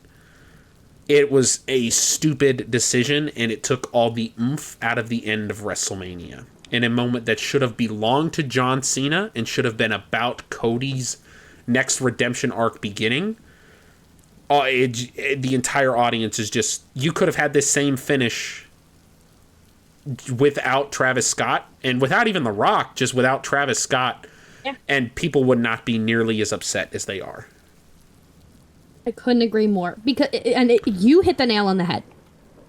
You either have nobody, or you have Travis Scott and The Rock. You can't have just Travis Scott. There's no reason. There's zero reason for it. And like I said, as happy as I am that John won, there's definitely a tarnish on this victory, unfortunately. And no fault of his. No. I will say I am a little upset. It works for his heel character, and it helps get over the heel character so much. But it does suck that the last John Cena WrestleMania match of all time, John Cena, normally so high energy and so vibrant, and he always has... John Cena, Triple H, and The Undertaker are like the horsemen of fucking WrestleMania entrances. And the fact that we get robbed of his final Mania entrance meaning something just because he's a bad guy really kind of sucks. And I get why he does it to sell that point, but the fact this is his last show, like, damn, I really wish we could have had something here. I get why he's not doing it, but man, does it kind of suck the energy out of it. And when you watch this back in 10 years, it kind of robs this WrestleMania of something special. I have to disagree. He said we get nothing, and he gave us nothing. Yeah. So I, as somebody who was there, loved the entrance. But of course, it was missing the theatrics of WrestleMania entrances. Luckily, Cody picked up the slack with the motocross guys. That was pretty cool. That was pretty cool. We also, something that I want to talk about real quick before we move on from WrestleMania. Someone had a little accident. It was so cool because we're all just sitting there waiting for the main event to happen when all of a sudden the glass shattered. It was so cool. I saw a video. So it took him a while to get up the ramp, right? Mm-hmm. I saw a video that he completely missed the ramp and went under the freaking stage. Yeah. Like, what? That's like, how peak cool Stone that Cold. was. And then when he finally came out and he was doing his laps, and then he hits the barricade. I watched the footage. That woman was totally milking it. She did not get hit. See, but I don't even know. Everybody's crucifying this poor girl. I don't even know if she was trying to milk it in the sense of, like, this barricade just got hit. It just scared the shit out of her. She takes a second to be like, what the fuck just happened? And then she sat down. I don't know if she was... We'll see if a trial comes up or what happens, but for now, I'm kind of on her side with this. I think it was a moment of shock and not I'm going to try to sell and get as much money as I can out of this company. I think it was just like a, holy shit, and then she sat down. I can see that. Now, something I have to touch on. I saw a tweet, and it said, imagine spending $20,000 for front row seats at WrestleMania, and you get hit by Stone Cold Steve Austin. And somebody responded, if I spend $20,000 on front row seats at WrestleMania, Stone Cold better hit me with a freaking ATV. Yeah. That wasn't, I don't know if you saw this, that wasn't the only car accident that happened at WrestleMania. Dom was in a golf cart. No. Okay, she ran into the golf cart. The golf cart did not run into her. She did. She stepped out without paying attention while Dom was Dom wasn't the one driving. Oh, he was in the back. She was the one. No, she was paying attention. She was just trying to get a Dirty Dom picture, but instead she ran into a freaking golf cart. People are wrestling fans are so dumb. Did you see the video of the people going up the escalator? That's pretty good. Insane. As somebody who was there, I completely understand wanting to hurry, but the way to do it is not going up a down escalator that is moving. It's not. There are a lot of logistical problems with transportation at WrestleMania, but that's not even that's just Vegas being Vegas. Yeah. Moving on. Before we get to the Raw after WrestleMania, there were a few things I wanted to touch on. One of them is this. Karrion Kross did an interview starting in character and quickly devolving into something. This is my favorite picture of all time because poor Scarlett, you could see her freaking out during this interview where like there was this moment where she's like in character and like 2 minutes in she just looks at him and she's like, what the fuck? And it's this face exactly where she's terrified. Like, did you just cost us our jobs? And I have the exact quote here. So he starts off talking about, let's talk about how awesome Logan Paul just won. It is that Logan Paul just won. Let's talk about what Logan Paul represents, the shortcut. Feels so good to be here. Feels so good to be in the business. Thinking about all the funerals I wasn't able to attend, all the holidays I missed over the last 11 years. You know, I could have just started a YouTube channel. Just jumped right in, did it myself. Feels good, right? It's awesome. It's really good. Well, now, because they're normal human beings who actually love professional wrestling, but apparently that doesn't mean shit anymore. It doesn't mean shit. All I asked Alan to do, Alan is an AJ Styles, was for once to not think about just himself, to think about everybody in the back, to think about all the professional wrestling fans. That's all I wanted. Sometimes to do the right thing, you have to do the wrong thing. But he's just the narcissist. He had to do it his way. Hey, Alan, how many more WrestleManias do you have left in you? One? Maybe this was your last one, and you just pissed it away. For what? For your way? Thanks a lot, bud. I really appreciate it. This is where his essential in-character response to this to further his storyline with AJ Styles and to clap back as to why he was there at WrestleMania, why he was supporting AJ, and why he hated Logan Paul and why he wanted AJ to win. Everything made sense, everything clicked. And then he went off script with this. You want to know the best advice I ever got? It was from Bill Goldberg. And every time I hear the name Bill Goldberg, I can't help but think about Bret Hart. Because Bret Hart's the only one who says Bill Goldberg. 2021, back when I was in the Twilight Zone, wrestling for gasoline money. It was awesome. Let me tell you about it. Bill goes, hey, Cross, you remind me a lot of me. And I said, I think we have different styles, Bill, but I appreciate that. Got any advice? He said, yeah, just be a good soldier. So I decided to be a good soldier. You know what happens? They released me. And when I came back, you know what being a good soldier gets you? Let me clue you in so you get the back scoop. Being a good soldier gets your time cut. Being a good soldier means people come up to you and say, hey, got any great ideas? You bring them something amazing, something from Scarlet, and they say, no, that's just a little too great. We're looking for good ideas. That's for those guys over there. Being a good soldier is coming back to your hometown where you cut your teeth and not even being booked on the card. It's all about viral moments now. That's what it's about. Viral moments. Everybody's been telling me you got to become undeniable. And as soon as it happens, they ignore it. They shut it down. I never asked to wrestle Randy. That happened organically. And you ignored it for a viral moment. Nothing against Joe. Good on him. But you ignored it. And the crowd told you exactly how they felt about me on SmackDown when I got eliminated. And you ignored it. Become undeniable. My ass. My ass. You want a viral moment? On behalf of all the true fans of professional wrestling, hey, guy in the suit and tie in the truck, go fuck yourself. That's from Killer Cross. No, fuck it. And then he stormed off the set of the interview. Thoughts on this, Miss Destiny Diamond? He's so freaking good. I have been a fan of his since before he even came to WWE. And every time he gets shoved down the card, every time he doesn't get booked, every time he gets eliminated way too freaking early, I can't even tell you how pissed I was when he got eliminated on Friday. I don't watch SmackDown. I was watching this one. And seeing him get eliminated, he was my pick to win it all for obvious freaking reasons. Look at the man. And look at his work.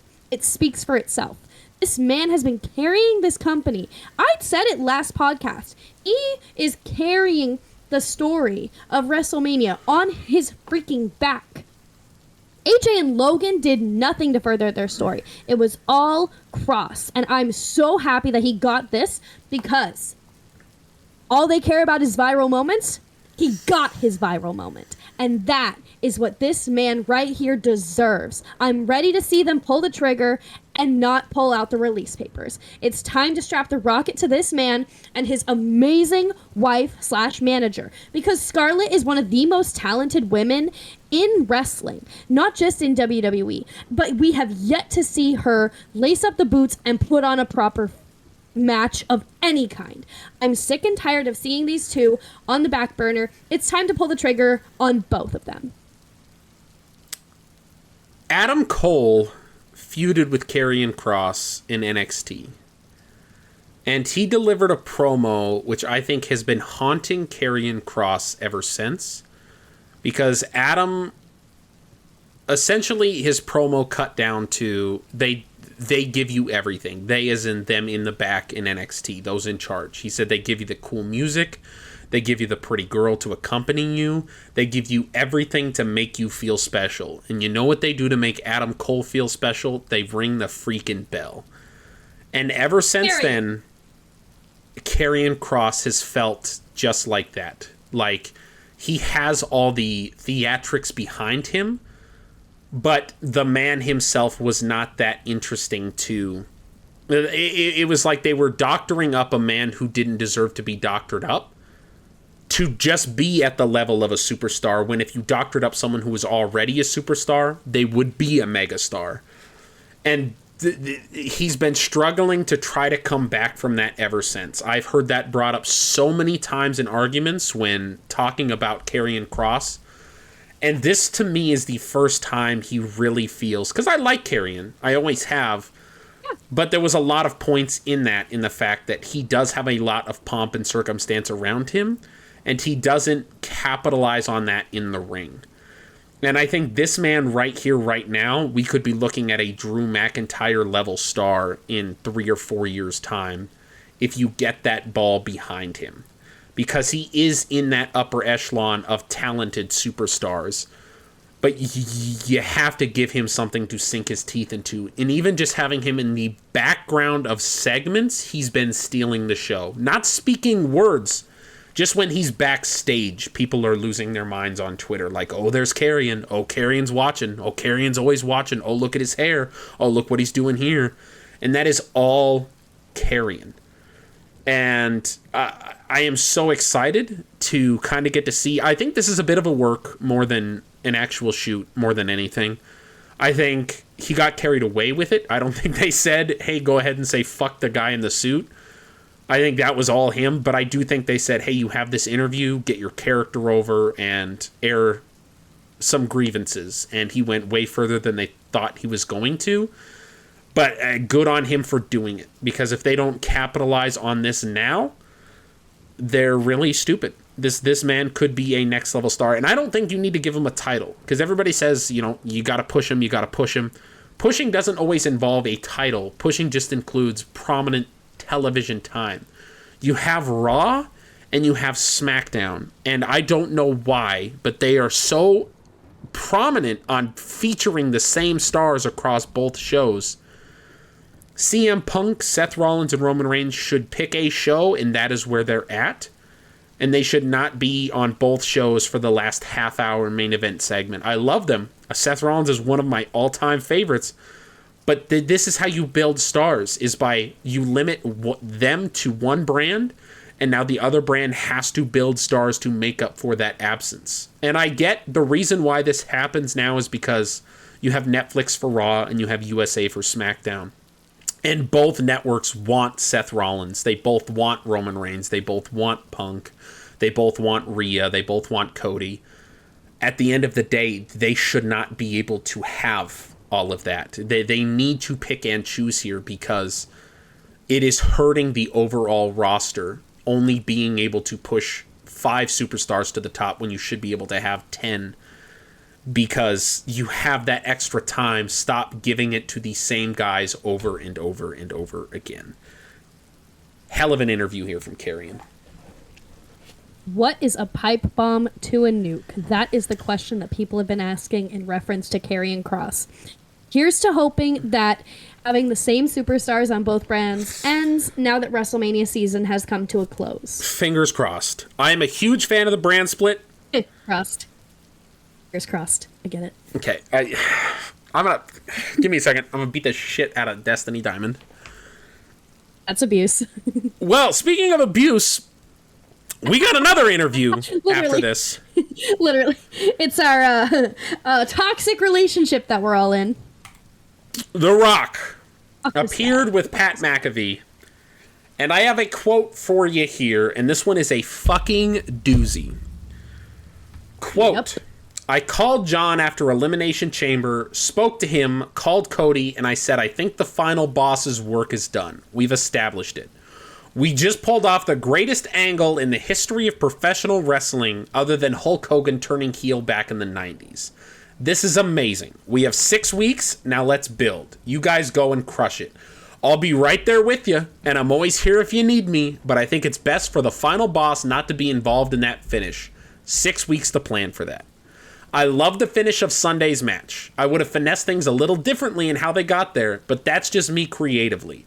There are a lot of minds in the room. That's my thought. But still, ultimately, the bottom line was I loved John getting 17.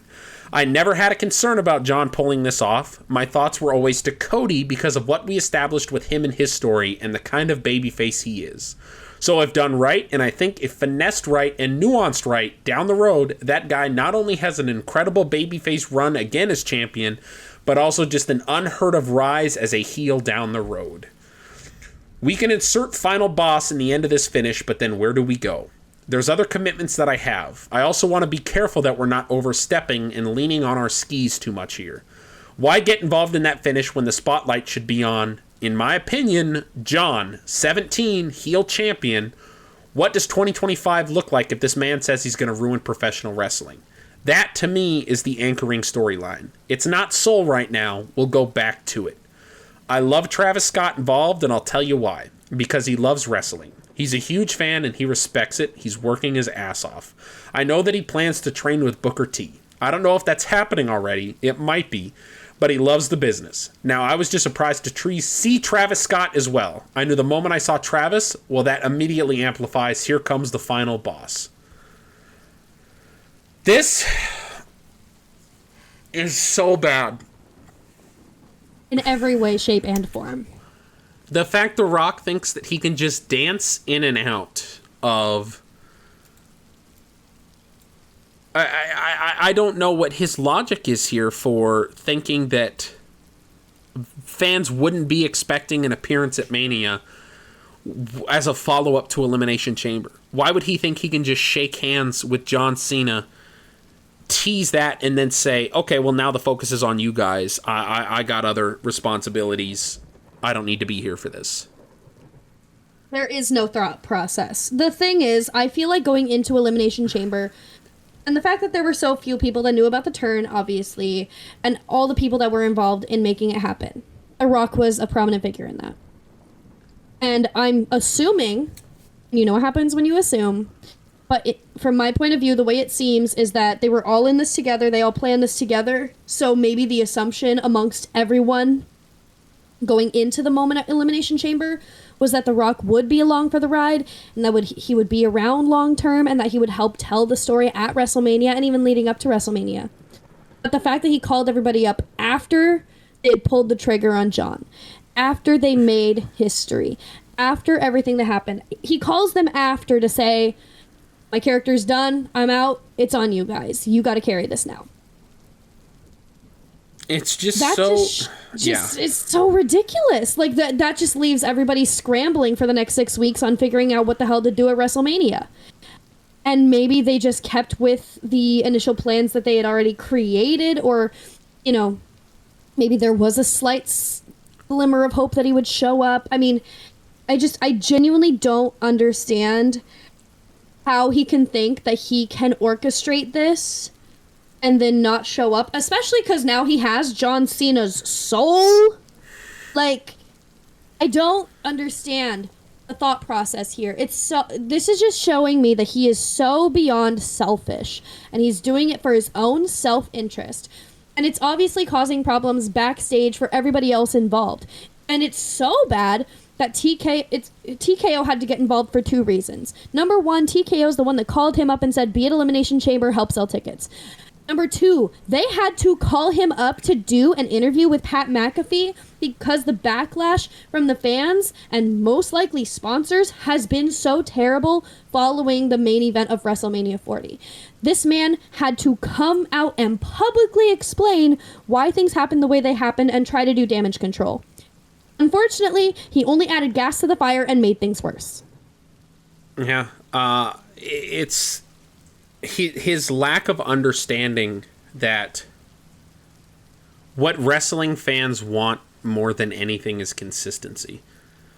It's so disrespectful to the intelligence of wrestling fans when you do something like a storyline for somebody's soul, and then you have a crazy payoff where it's the heel turn we have waited for the past 20 years, and then you decide, no, we'll just come back to the soul thing later. Like, this should be the focus now. I'll just step into the shadows, was his exact quote. The final boss will step into the shadows. Like, that you think this can work. You put yourself in the main event spot in 3 different moments leading up to this, and you teased it with a 3, 2, 1 countdown. And now that moment happens. And I will say he worked himself into a shoot here in the sense of, at WrestleMania, it was a lose-lose situation for The Rock. Because if he shows up, everybody's going to say he is the biggest ego on the planet. The Rock couldn't have WrestleMania without The Rock. He had to steal the spotlight and be in the main event just like last year. But the fact that he doesn't show up, but he built himself to show up, is now The Rock does not give a shit about wrestling. And it's the same. It's even worse. It's even worse. And it always pisses me off how John Cena would say he hates all the bad things he said about The Rock in their feud because he was wrong, and now that he works in Hollywood, he understands. Pisses me off because the one detail John Cena is leaving out is John Cena was in his 40s when he went to Hollywood and quit wrestling full-time.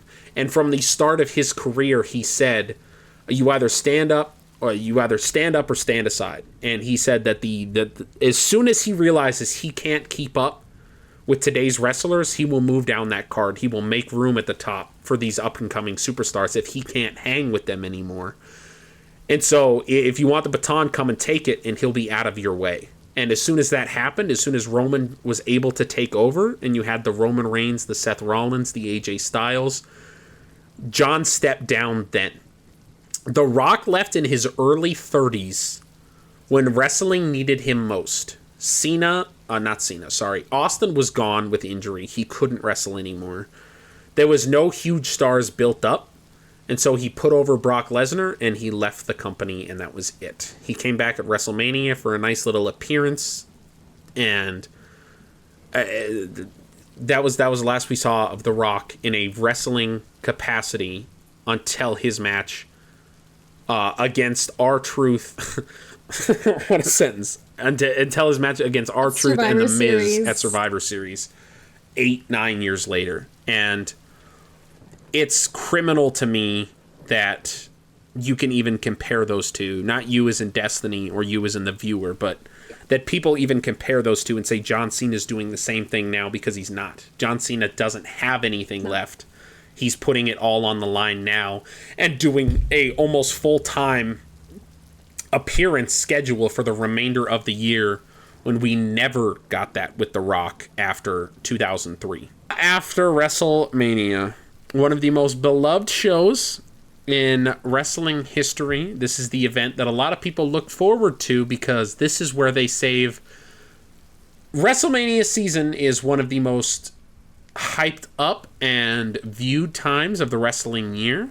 The time of the summer of wrestling, right after WrestleMania, is one of the least viewed. So until SummerSlam, the events kind of start picking up in pace again, but there is a good 4 or 5 months where there's not a ton of big events to look forward to outside Money in the Bank, and so the viewership kind of dies down. And so in order to counteract that, they decided to always try to build up the events right after WrestleMania to get you as excited and invested in wrestling for the next couple months as they can. So the Raw after WrestleMania, I was actually able to watch while I was editing. I had it half muted the whole time because I cannot edit and listen to something at the same time.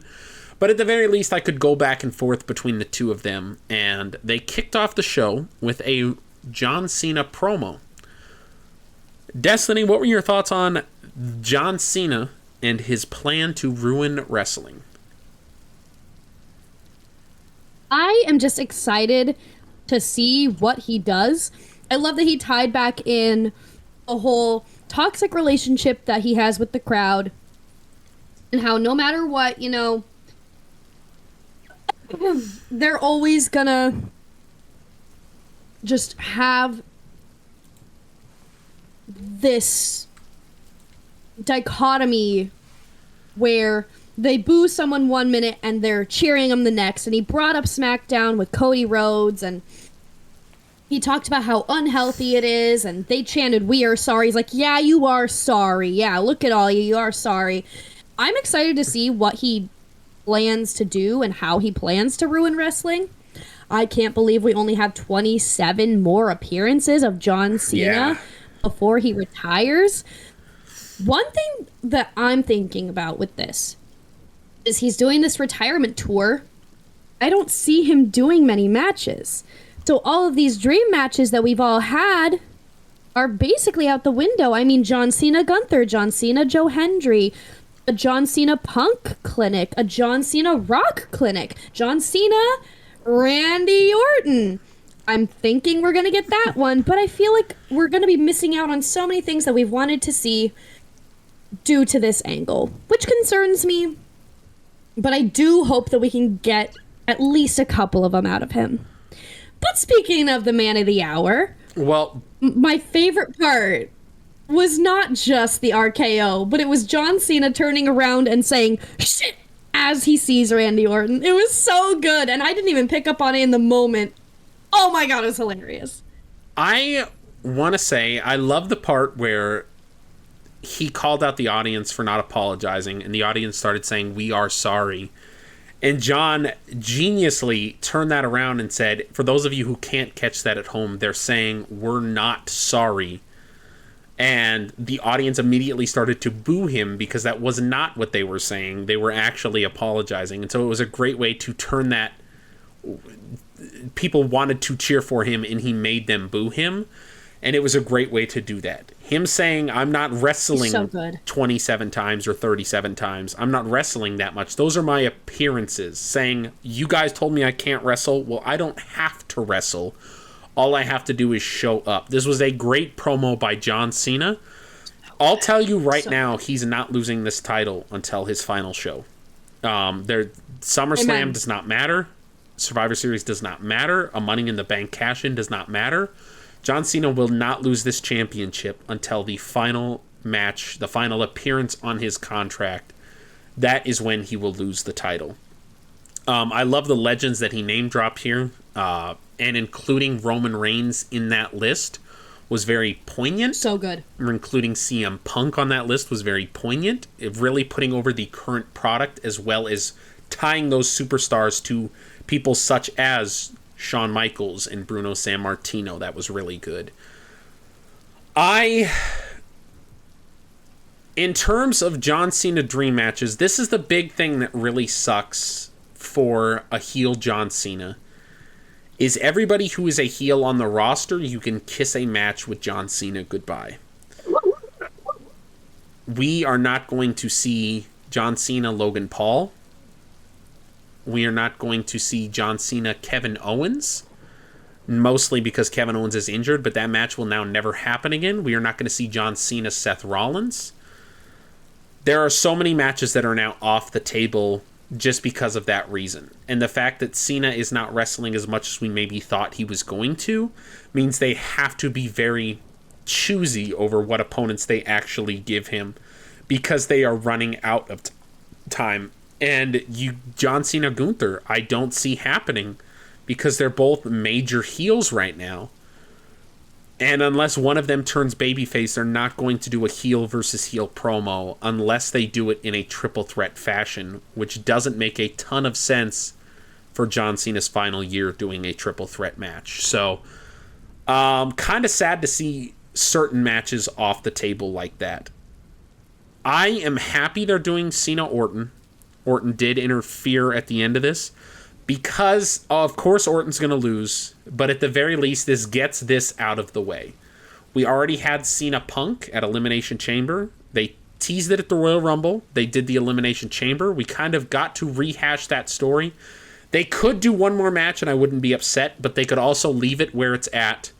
And at the very least, they touched base with it in a way that was satisfying, and we got to see them actually lock up once again and embrace and have those moments. So, John Cena, Randy Orton, it'll be nice. I think this is the last kind of history revisited we really need to do in terms of this longer legacy. I really wish I could have seen a John Cena Seth Rollins because he's never fought. 2015 Seth Rollins is an entirely different performer than 2025 Seth Rollins. In fact, a lot of people call him Super Seth in regards to Super Cena because Seth is known for his endurance and his resilience now, whereas before he was known for his speed and agility and athleticism. And now he is known for being able to take abuse and punishment and dish it back out and being able to endure. So changing his entire character up in his wrestling style like that, I would have loved to have seen that match, but we're not going to get it. Which sucks, but ultimately, I'm not too upset at where we're sitting at with John Cena. I just really wonder what dream matches are we actually going to get to see versus what is going to be left off the card. Because John Cena Braun Breaker is probably also not happening now. Whew. Women's Tag Team title rematch. This one we touched on earlier. And I am so happy that this went the way that it did. Like you mentioned, you thought that Dom and Liv would be walking in together to Raw as champions, but instead they're walking out together as champions, Perfect. which is, perfect. Now, I like it when the tag titles are on actual tag teams. Could Becky and Lyra have been a great team had it actually been built up? Of course. Like I said, the history's there. They're both Irish. Becky is literally Lyra's hero. It makes sense. But there was no build, and it was just a random pairing kind of thrown together, with the exception of the history behind it, but it was literally split-second match. Putting the titles back on Liv and Raquel was so perfect, and also the Becky Lynch heel turn was so perfectly executed. It makes Lyra look like a bigger babyface.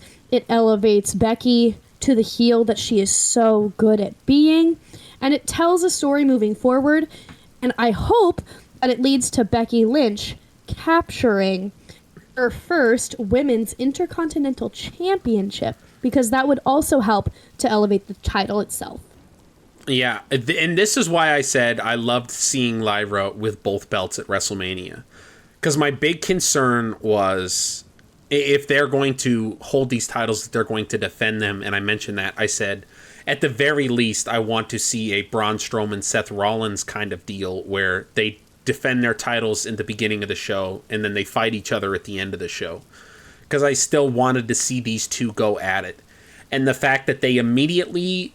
All the issues I had with Becky and Lyra winning were it makes Judgment Day weaker because they're holding a lot less championship gold when they need to look strong, because Dominic is there with them right now as champion. He needs the extra support to elevate that group.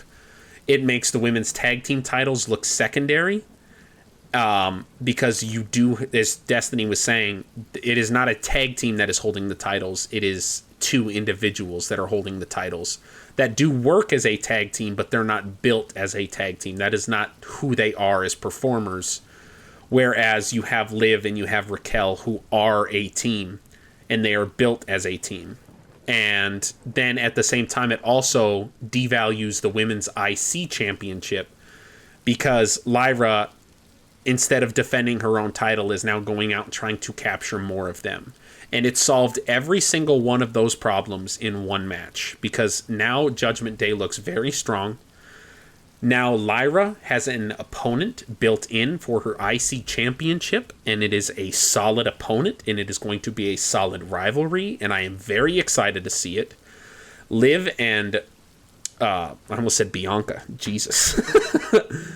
Liv and Raquel look super strong coming out of that match, and MVP of that match, hands down, was Lyra. She looked incredible. She countered every step of the way.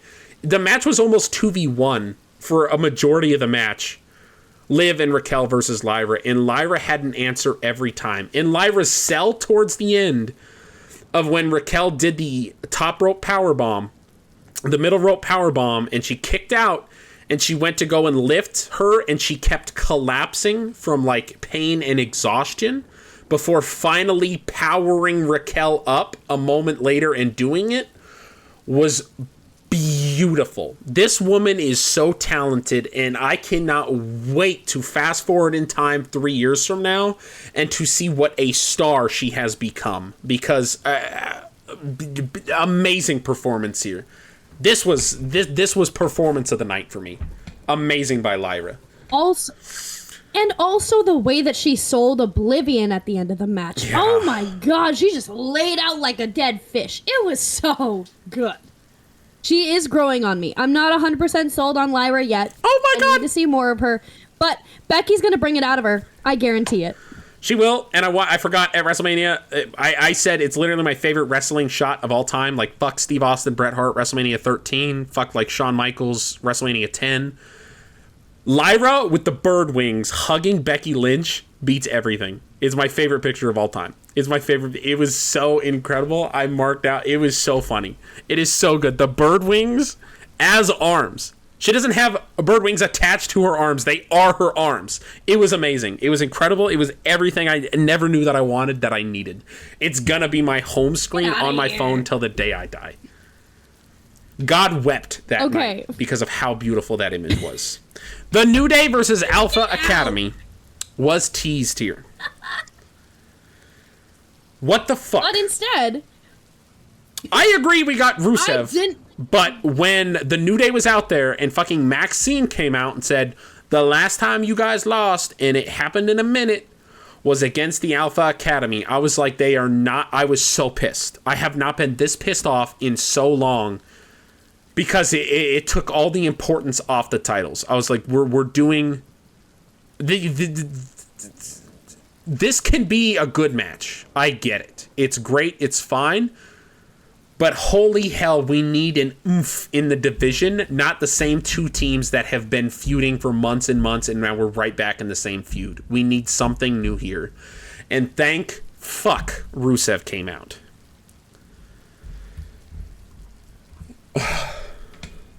I have to say, though, the promo that Maxine cut was the promo of her career. Yeah. She didn't even have anything, like, it wasn't a groundbreaking... it wasn't groundbreaking information. It wasn't like the biggest announcement. She wasn't calling out anybody for herself. She wasn't trying to elevate herself as the next star. She was just trying to call out a tag team. But her delivery, her presence, this woman's been putting in the work, and I'm loving seeing all of her improvements that she's going through. I have to say, I'm not mad at Alpha Academy going after the New Day because it makes sense. What I'm a little upset about is how we're trying to build up the tag team division, and you send out Rusev to murder everybody. Obviously, the champions left with their tails tucked between their legs, but I want to see them build up Otis as a legitimate threat. And to have him get murdered by Rusev kind of did the exact opposite, obviously. And if you want to build these two up as a legitimate threat that has beaten the New Day in a minute, sicking Rusev on him didn't really seem like the move for me. That's just my personal bias. I'm excited that Rusev is back, and I'm excited to see what he does. This segment for me personally was iffy, but I'm excited to see where things go. I think the point here was seeing the shift in the New Day. Because the New Day are the team that they get beat a lot, but they've never been afraid to get beat. You look at Kofi Mania, you look at the story leading into that, and it wasn't just Kofi, it was Woods and Big E as well. They also ran the gauntlet. And this has been a team that has never run from a battle. They're not afraid to lose. They're afraid to not fight at all. And that is what I've always loved about the babyface version of the New Day. And now the fact that the heels are smart enough and chicken shit enough to slide out of the ring and say, this ain't our fight. I love that because it helps get over their character. And I think this is them sliding their way out of the feud with Alpha Academy. I think they're going to go elsewhere, and I think it's actually going to be building Rusev versus Otis. Because if you look at Raw, there's a lot of big guys, and you got Bronson Reed versus Rusev.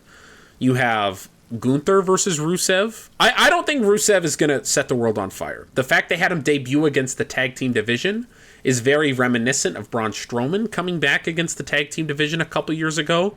And I think this is kind of where he's going to reside, is in this lower mid-card they signed him to a 2-year deal. It's not a great sign. If they signed him to a 5-year deal, you could argue he would deserve a push, but the fact he's only on for 2 years means he's probably coming back. He'll get a couple pops, put some guys over, get a couple wins that don't mean a ton, and then either be out the door or they'll extend his contract if he wants, and he can keep doing that. But he's not here to set the world on fire. Anybody who thinks Rusev's coming back for a push, I think you're kind of crazy. He's a big brute. The audience knows him very well from his times that he spent with the company. Even if you don't know AEW, you know what a monster this man was.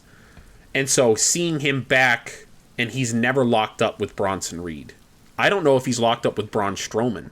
He's never locked up with Jacob Fatu or Solo Sikoa. So with Gunther. There are so many guys that just big man versus big man that you would love to see.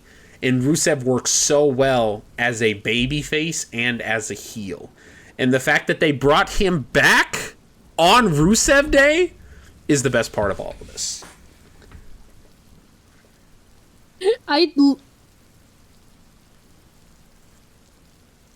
I literally tweeted that. I love it so much. And I know you're the one that made the joke first when you called me up that one random night.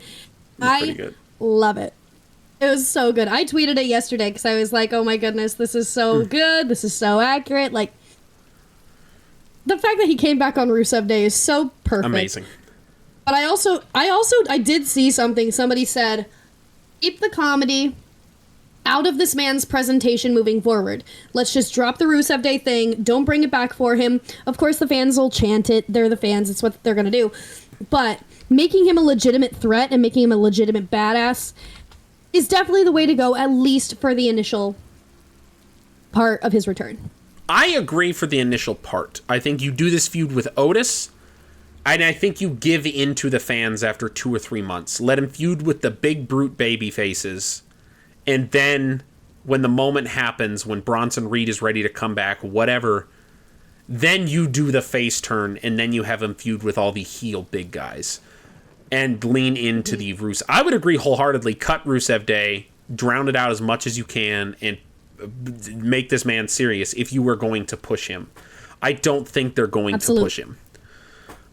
So I think giving into Rusev Day, but don't let the audience think that's their choice. That's their decision, that they made it happen. Spend 2 to 3 months as this brute who has no love, no contention, and then kind of tease that maybe he likes Rusev Day, maybe something, and then you can have that big moment happen where now he can be this lovable guy who can't win the big one anymore, but he can still feud with these other big men. I love that. Io Sky, Stephanie the Cure.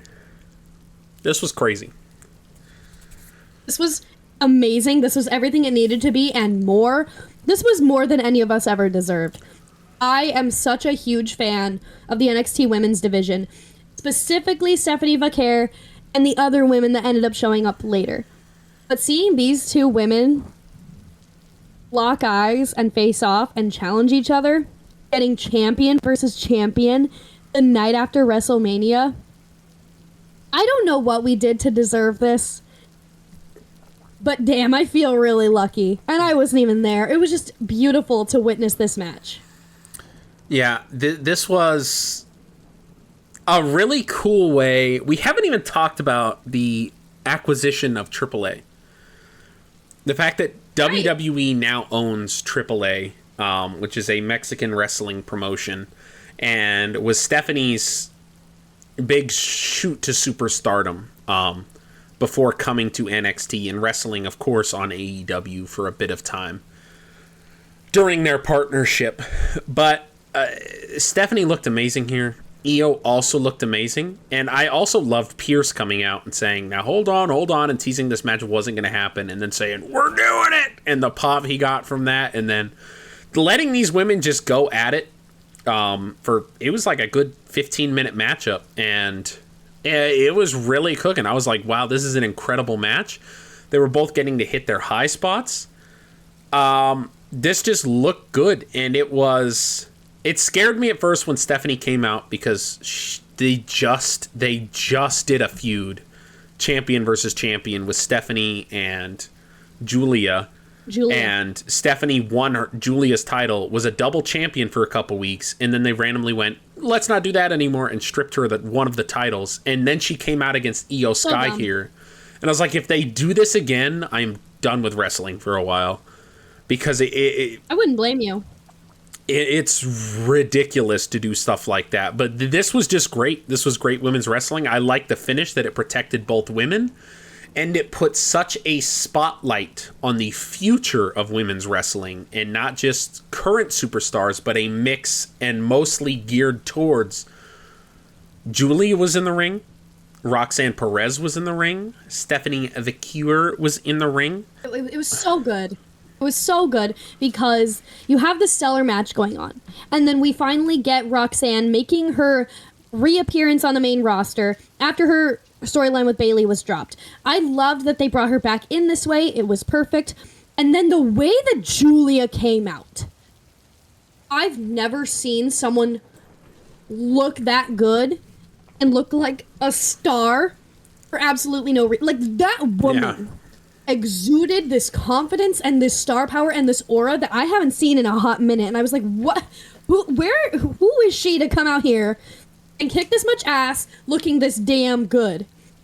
And I'm glad she did, because she got to face off with someone who does that every single week, Rhea Bloody Ripley. Yeah. The face-off that those two had, I cannot wait for those two to lock horns one day, because they are both massive stars. I'm excited. And I love the story that they're telling with Rhea and Io. It's basically, nobody can beat up Io except for me. Yeah. I do really like that. I think where they're going with Rhea is they're trying to take her out of the title contention. They're going to do this last program between her and Io, and I think this is going to be... I think she's going to be out of the title picture through next Mania. I think the title picture needs a break from Rhea, and I think she needs a break from the title picture and to focus on more personal feuds that don't revolve around a championship. Her feud with Liv was amazing and wasn't just about the title. But the title was such a key part of that story because Liv... That's why Liv was in that feud. She didn't care about Rhea. She cared about the fact Rhea was champion and Rhea took everything from her, including the title. So she took everything from Rhea. So I think it's time Rhea has a personal feud. So I see this being the story for Backlash, is this match here. And maybe another pay-per-view after that, much like Drew McIntyre last year against Damian Priest. But then I think Io needs to move on to bigger and better things, and I think Rhea needs to move on to bigger and better things. And I'm excited to get to see what that is going to be for both of these women. Also, we didn't even touch base on the NXT women in the crowd for for the women's tag match. Yeah, we had Gigi Dolan and Tatum Paxley of, I think they're called Chemical X, but maybe that's just a Twitter thing. I don't know if they can legally say that. I love those two together, and especially with Shotzi. They are doing such incredible work down in NXT, most specifically with the women's division, and it's so beautiful to see, and I'm so excited for the next generation of women's wrestling. All right, and that brings us to Uso Snow. Damn sense. My dog. One-ish. I love this. It was great. He gave a little speech, and then we got Sami Zayn.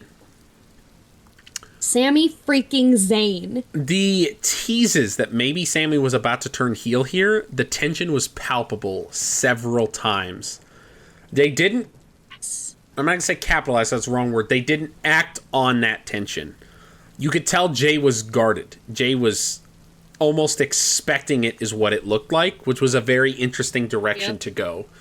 And then it's called trauma. Yeah, and then we had Jimmy come out, and it was just a nice little celebration altogether, which was cool. I do not think this is... I've already seen people say, okay, well, we're going to do Sami Zayn, Jey Uso, all that stuff. I really don't see Jay holding the title that long. I don't think he's going to have multiple feuds. I think the first major feud he really has for this title is he's going to lose the title. If I'm wrong, I'm wrong, and I'm not upset at that, but there are too many big names right now that need that huge victory, and Jay doesn't need a lengthy title reign. Jay needed to win the title, and he has done that. It's the Zack Ryder theorem here. He needed the big moment at Mania. He has that. It doesn't matter if he holds this title for a week or 2 years. The moment at Mania will never be eclipsed. That was the moment that needed to happen. Now, I'm not going to disagree with you, because I definitely don't see him holding it for very long. However, they already did this with him with the IC Championship, where he held it for 1 or 2 weeks. I don't see them doing that again with this, because it was just done. Now, like I said, he's not going to hold it forever. I don't think it's going to be as short as you're anticipating. Maybe like 2 to 3 months as opposed to 1 to 2. Or even potentially SummerSlam. I don't see him holding it past SummerSlam, though. I see him losing it there, if not before. Yeah, But my favorite... Go ahead. Yeah. I was just going to say, my favorite part of the whole thing was when the crowd started chanting, "Ooh, see, ooh, see, ooh, see, ooh, see." I'm excited to see what's next for Jey Uso once he loses the title, because that's the story I'm excited for. Him keeping the title is the story we've seen a million times. It's this underdog babyface who got the big victory, and how long can he keep the title? How long can he keep beating the odds?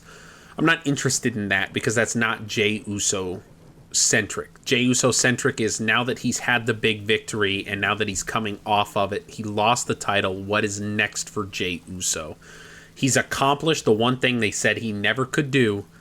Now is it about reuniting his family? Is it about trying to win that big one again and prove it wasn't just a one-off? He wasn't a one-hit wonder? What is next for Jey Uso? And that's the story I'm excited to get to see him perform.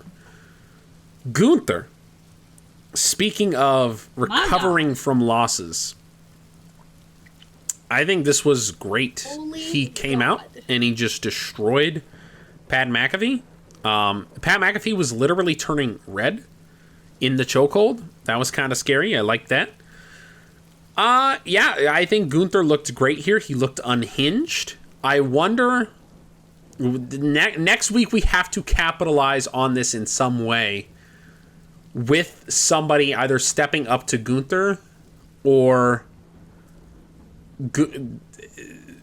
Adam Pearce setting up somebody for Gunther. Something needs to happen here where we can't just have Gunther mini losing his mind for the next couple weeks and kind of floundering. Like, he needs a target in front of him that he can destroy, and it needs to happen sooner rather than later.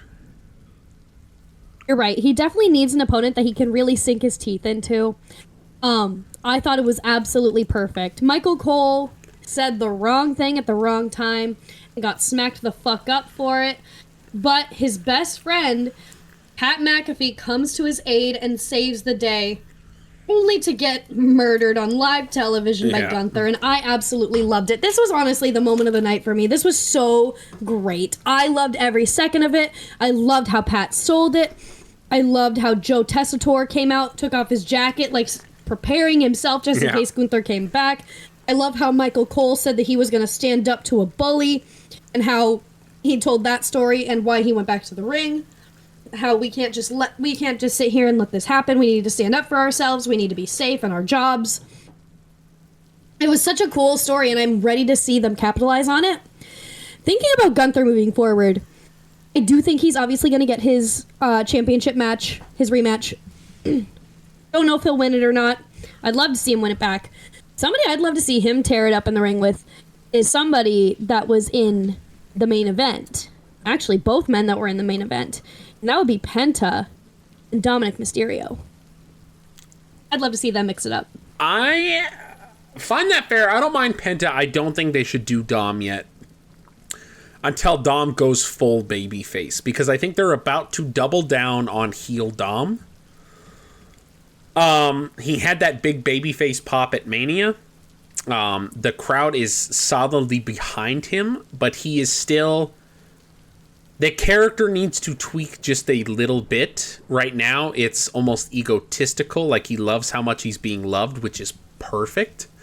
And I think after another 6 to 7 months of this, then you can do that face turn where he still acts the same, he still wrestles the same, he still cheats, but it's the whole Eddie Guerrero theorem of, this is why they love me now, and I love them, and I'm doing this for the right... I'm winning... Essentially how Karrion Kross said it, doing the right thing but the wrong way. And I think we can build to that very successfully, and I'm excited for that. But I think the time right now is... You look at Judgment Day. This match was all about Judgment Day. Penta was essentially a placeholder here. I was kind of shocked to see this match taking place. But I think this was good. Dominic got his win against Penta to kind of solidify himself as champion. And we got the return of JD McDonough, baby. So that was cool. I was excited to see him come back. Finn Balor, though. The story of it didn't look like Finn knew JD was coming back. So I'm excited. It's like the Judgment Day is playing their cards so close to their chest and not including Finn in on that. And Finn saying, "Look, it's what happens in Vegas stays in Vegas. It's fine. Let's still be a team." I wonder what the story's going to be from here, because isn't JD's whole thing he was like he loves Finn Balor, right? Pretty much, yeah. I mean, Finn helped train him. Finn brought him into the business. Finn brought him into WWE. Finn brought him up. They've been together since JD came up on the main roster. He's been tied to Finn basically his entire career in WWE, post WWE UK, NXT UK. Yeah, I don't know where this is going exactly, but I'm happy about it. Because you can obviously see, like you said, they are keeping things close to their chest and hiding things from Balor. But I think that Finn knows that, and I think that he's playing it smart. Yeah. And so the implosion of the Judgment Day will 100% be in the hands of Finn Balor. I agree with that. I'm curious as to where JD is going to end up. I think Carlito is firmly behind Raquel. Not Dom. I think he's firmly behind Raquel, who is firmly behind Liv, who is firmly behind Dom. It is a whole line, but I do think JD's going to be this torn stepchild of, do I go with Dom, my best friend, or do I go with Finn, my mentor? And I'm excited to get to see JD shine in that position. It's going to be really cool to get to see. And is Finn going to be the lone wolf coming out of this, or is JD going to be going with him? And I think that is going to greatly change up the story, because now there's a singles title involved. So you would think, okay, JD has to side against Judgment Day and go with Finn, so it's 2-on-2. You have Carlito and Dominic versus JD and Finn, but this isn't a tag team title feud. This is an intercontinental title feud now. And so it's almost best to do one man against the world, and can Finn beat those odds and claim this title for himself? And so it's really an interesting crossroads they find themselves at, and I'm excited to get to see where they go with it. And speaking of being excited to see where things go, drum roll, please. This one gets its own slide because of how big this moment was. Seth Rollins, in the main event with the wise man Paul Heyman, came down to the ring, and they gave a very nice, simple promo that essentially stated,